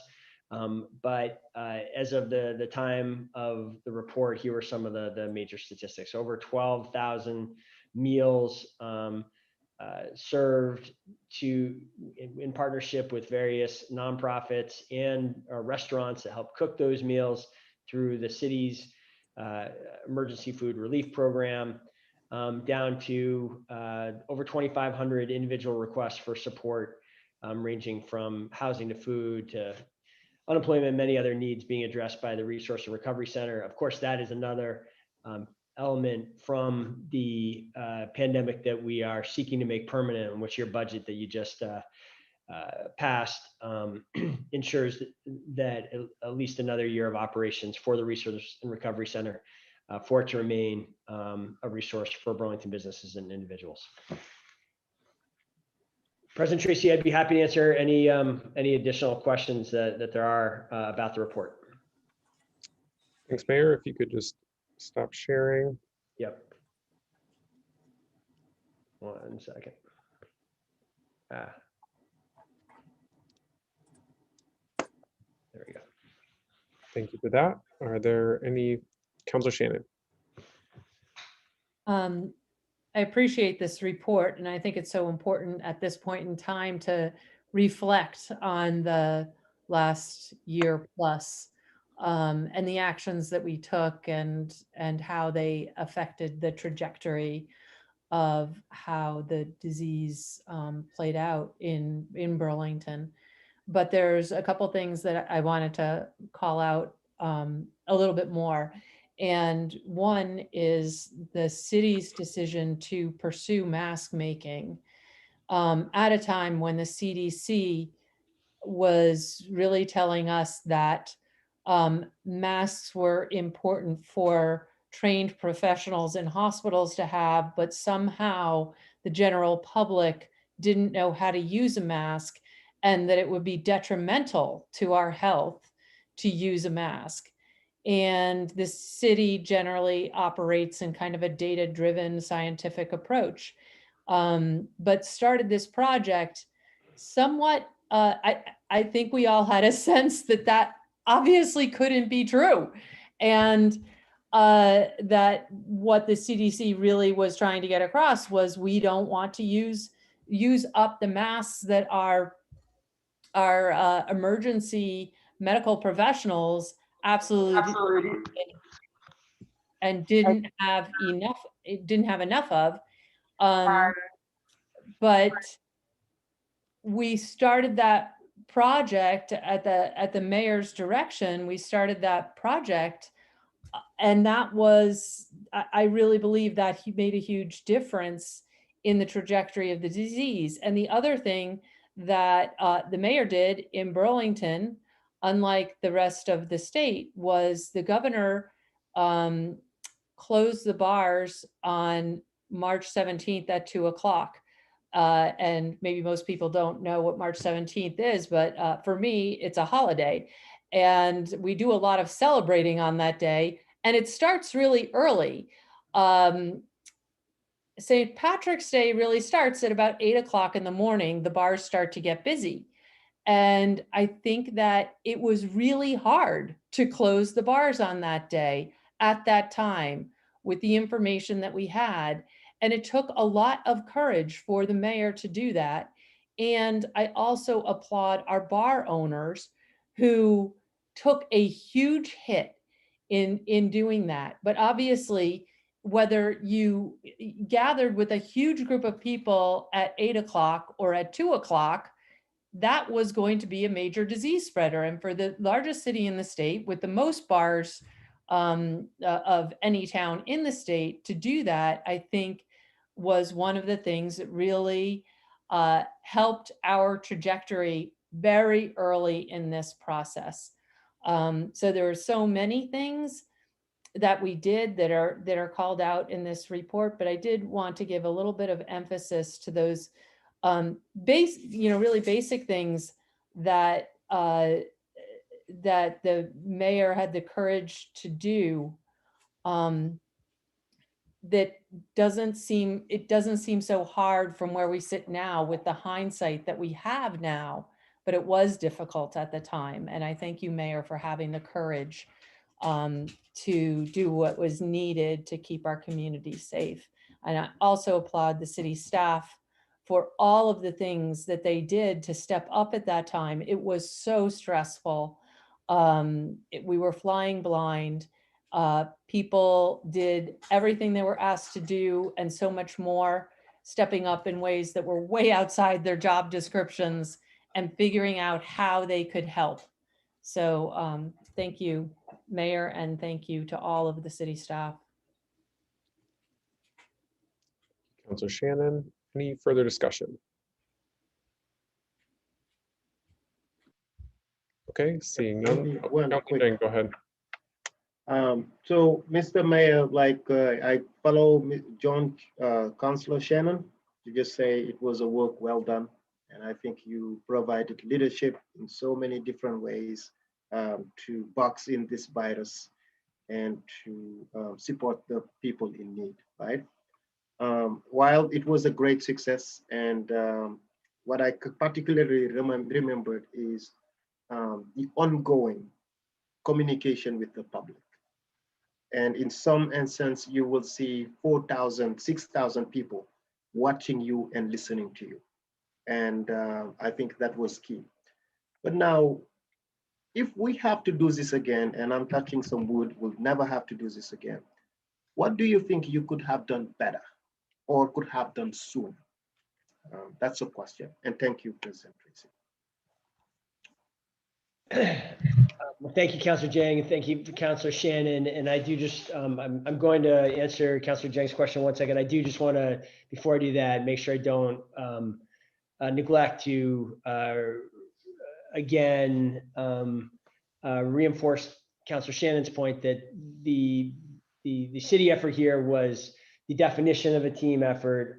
Every department literally was involved in doing things that they don't normally do. And I think that went to every employee on the city team in one way or another contributed to this effort, stepped up and made sure the job got done. And there are so many examples of that. I was very pleased to see a great one featured by 7 Days of our water operator, Matt, who was so critical in the wastewater testing, getting the wastewater testing program, which proved to be a very useful strategy off the ground and was named by 7 Days a pandemic all-star. But it really is something that the whole city team was committed to and contributed to, and I'll always be thankful for that. Councilor Jang, you know, where could we have done better? Where could we have done more? Well, I mean, certainly we had 3 terrible outbreaks in 3 Burlington skilled nursing facilities and suffered some terrible losses of life in those. And I do think that and 2 of those happened very early in the pandemic, and it is tragic that so many were lost there, and that so many were lost across the country from these facilities. I believe something in like 40% or more of the deaths, American deaths, were in these very vulnerable skilled nursing facilities. And I think that is another area where I think whole society needs to do some real reflection on how we care for our elderly, and what kind of systemic changes we can make in the future, not just in pandemic times, but in general, to better serve the elderly who at a very vulnerable time in their life. And it certainly weighs on me, Councilor Jang, how many we lost. Any further discussion?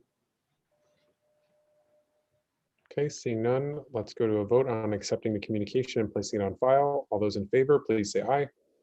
Aye. Aye. Any opposed?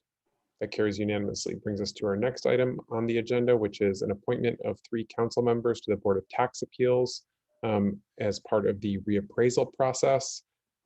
For this process under city charter, under the reappraisal process in the city that's outlined in city charter, we are to, as a body, appoint 3 councilors to that body by a vote of the council in order to serve alongside the existing Board of Tax Appeals to hear the appeals that people filed related to their individual reappraisals. So I'm going to go to Councilor Stromberg for a motion on this item. Thanks, President Tracy. I would like to appoint Councilors Joan Shannon, Sarah Carpenter, and Mark Barlow as a slate to the Board of Tax Appeals following reappraisal. Okay, so don't believe we need a second for that. Yeah, just Did some you have anything else you'd like to say? Yeah, real quick. Sure. So yeah, I just want to thank the 3 of you for stepping up into the service of this board. And I think each of you obviously bring a lot of strength to it, and we'll work well together, digging into all the details that it will definitely entail. So I just want to say thanks, and that I'm honored to appoint each of you. Any further discussion? Okay, hearing none, let's go to a vote. All those in favor of appointing Councilors Shannon, Barlow, and Carpenter to the Board of Tax Appeals for the reappraisal process, please say aye. Aye. Aye. Any opposed? That carries unanimously. And I will also extend the thanks to those three councilors. And I will email, once we're done with this, I'll email City Assessor Vickery to let them know that you've been appointed so that he can loop you into future meetings that will take place. I believe they're going to be starting the organization of that process in next month. So get that going. That brings us to our next item, which is item 5.07, an ordinance regarding building construction and an addition of an article relating to heating systems. Councilor Mason.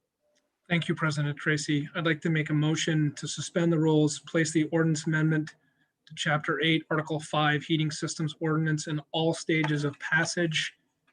And forgive me, I'm going to add something to the recommended action. I tried to circulate this, but Lori was not available. But the requested addition would be with the requested report back from Burlington Electric Department and the Department of Permitting and Inspections on or around June 28th, 2022 on the impact of the ordinance amendment and whether the waiver fee should be adjusted.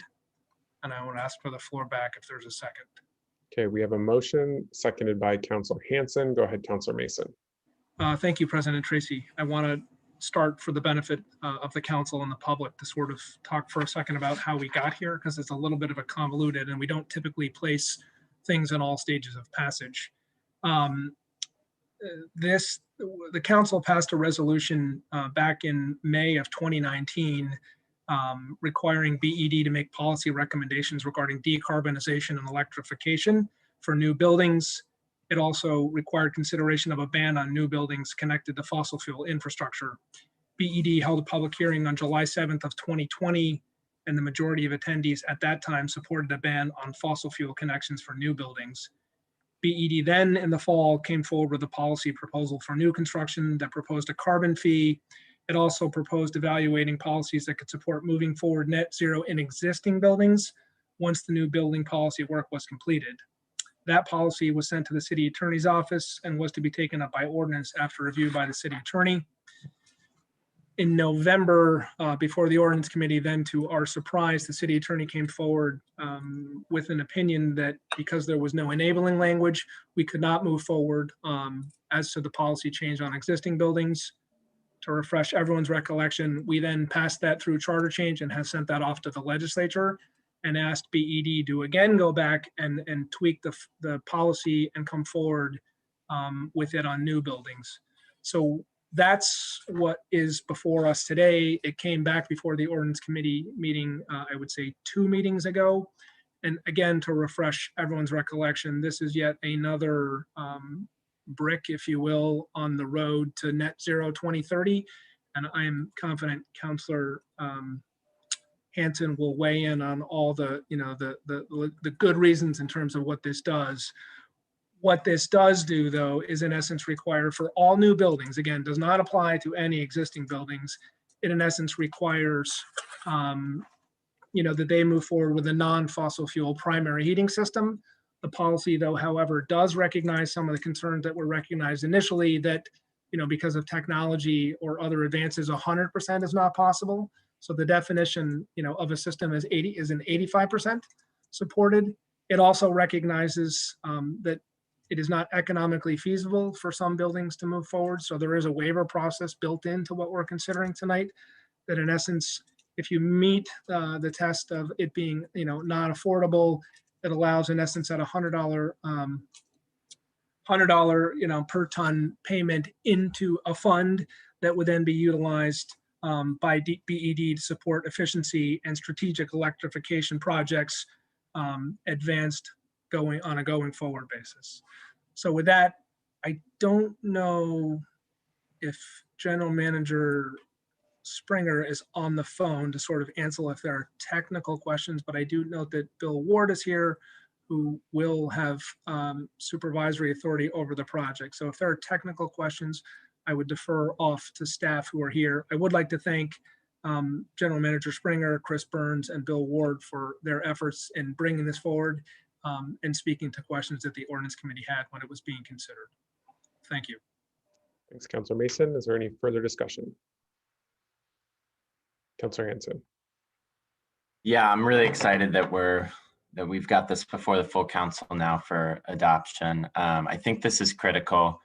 Heating systems are a long-term investment, and we really need to, I mean, we should have done this long ago, but at this point, there's really, we can't allow long-term investments in fossil fuel infrastructure at this point, especially if we're looking to be off of fossil fuels by 2030. It's just, it's a bad investment, and it won't enable us to meet our necessary climate goals. And so joining in with some other communities that have in the last couple of years taken this type of action to make sure that new construction is not building out fossil fuel heating systems that are going to be around for quite a long time. So I think this is a key component.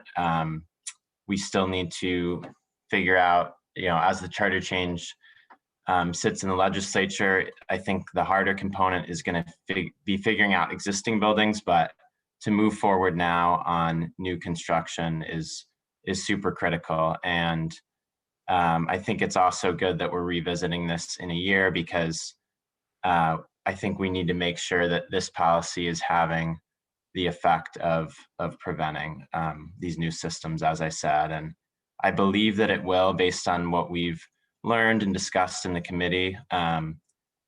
But if it's not, we could potentially make additional changes in a year once we revisit this. Thanks. Thank you, Councilor Hanson. Any further discussion? Okay, Councilor Shannon, go ahead. I am 100% supportive of this, but I wasn't clear from Councilor Mason's explanation why we're waiving the rules and putting it in all stages of passage, which is a process just for the public. Normally we would have, I believe, 2 public hearings on this. And by doing this, we are eliminating some of our public process. So I just want a clarification on why we have to do it tonight. Sure, Councilor Mason. I mean, we don't. If the majority of the council feels going through our normal process would better serve, that is a decision the council could make. The thought, I think, was that it had gone through multiple, public hearings as far back as 2019, and I'll be honest that the 2 ordinance committee meetings where it was warned, there was little to no public comment. So, that I think the inference from that was that the public has had an opportunity to weigh in on the production of the policy, as well as the multiple hearings that have been held since. Thank you. I appreciate the verification that this seems to be non-controversial, and I appreciate the explanation. Thanks, Councilor Shannon. Councilor Jang. Yep, thank you. And I think this is great. This is amazing. This is wonderful. But I cannot just wrap my head around the waiver. And it also did not clearly state about if a building owner is not respecting basically the agreement to pay $100 per ton of a life of the non-renewable, what will be the consequences for that building owner? And yes, that's the first question. Councilor Mason? I would defer to Director Ward to field that. Sure, okay. Director Ward? Sure, I think the simplest way to describe it is that since this is for applicants of a building permit to construct a new building, they would not be given that building permit. So they wouldn't be allowed to build. And with all processes that involved that are involved in Chapter 8, which is the building permit section of our ordinance, those decisions are appealable to the DPW Commission, the Public Works Commission. So if a property owner was aggrieved by the fact that they were unable to get a permit because of lack of being able to meet this requirement, then they would be able to appeal that to the DPW Commission.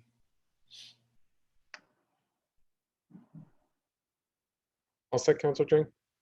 No, I'm sorry, but it seems here the applicability made it very clear here that an applicant is permitted to install a non-primary heating system on a new building, right? And then the waivers came next. What I just don't understand is, one, who's managing those fees that you're collecting from the applicant who's managing those fees? Where exactly that money will go?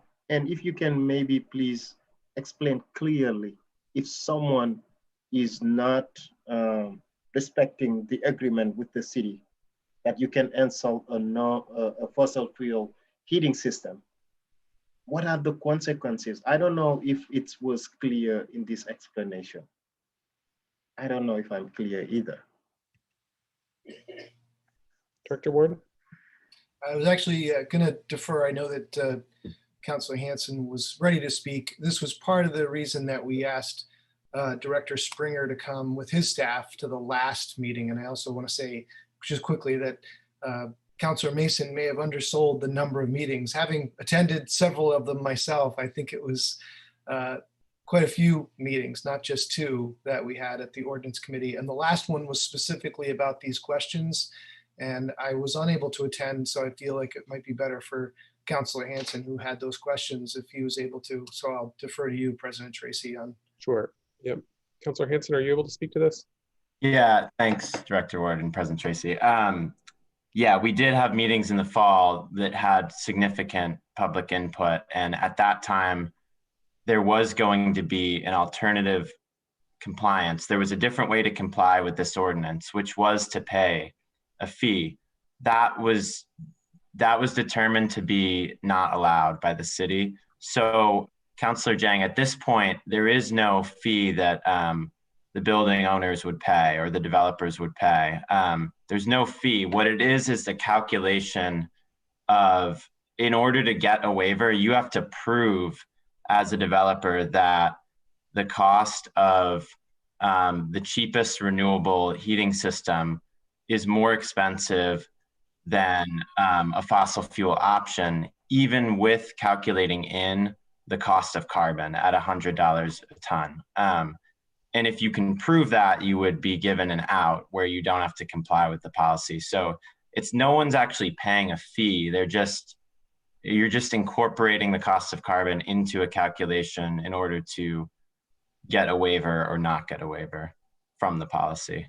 I hope that helps clarify. That was a change we made because of the need for a charter change on the fee side. Does that clarify for you, Councilor Jang? Yes, kind of, but I think at the same time, that clarification just brought up another concern is if we are really serious to go after the new buildings to comply, I think the sense of urgency, I mean, there should not be any waiver or applicability. I mean, this is a city policy, it's a city ordinance. Anyone building a new building need to be definitely applicable and compliant.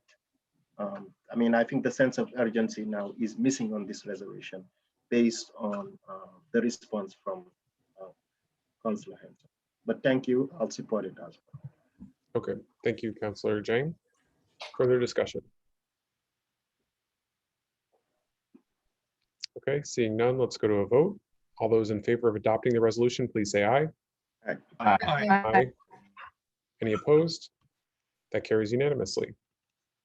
Brings us to our next item, which is 5.08, another ordinance change having to do with livable wage section, the livable wage sections 21 through 81 definitions, as well as enforcement. Councilor Mason. Thank you, President Tracy, and make a motion to waive the second reading, adopt the ordinance, and ask for the floor back for a brief second. After a second. Okay, we have a motion from Councilor Mason. Is there a second? Seconded by Councilor Hanson. Go ahead, Councilor Mason. Thank you, President Tracy. We talked about this last time. These are what is before us tonight is implementation of some recommendations that were advanced by the city attorney relating to the designated accountability monitor, as well as enforcement based on the practical on-the-ground experience and the challenges associated with bringing on an external third party. Thank you. Thank you, Councilor Mason. Any further discussion? Okay, seeing none, let's go to a vote. All those in favor of adopting the resolution, please say aye. Aye. Aye. Any opposed? Is that you opposed, Councilor Carpenter? Councilor Carpenter, you were in favor, voting in favor? Sorry. I'm sorry, I'm in favor again. Okay, so that is unanimous in favor, so that the resolution carries unanimously. Which brings us to our final item on the deliberative agenda, which is another ordinance regarding percent for public art sections 21 through 120, as well as 21 through 123. Councilor Mason. I thought you were going to go somewhere else for that one. I would make a motion to waive, bear with me, waive the second reading, adopt the ordinance. And I don't know whether Eileen or who is to present, but I will turn over to staff for a presentation after a second. I'm sorry, I'll second. Councilor Paul, second from Councilor Paul. And Councilor Paul, are you, okay. Attorney Blackwood? Thank you. Livable wages, this is something that I brought to you fairly recently, but we had worked on a way to deal with the issue that the designated accountability monitor had resigned, and we have not been able to find another organization interested in replacing. No, Attorney Blackwood, we're on the next resolution on public art. I apologize. I heard you say last item, and then I said, whoa. Sorry, public art. So this is an ordinance that is designed purely for internal processes. So this is dealing with setting aside a percent for public art in all public projects that are found eligible under this.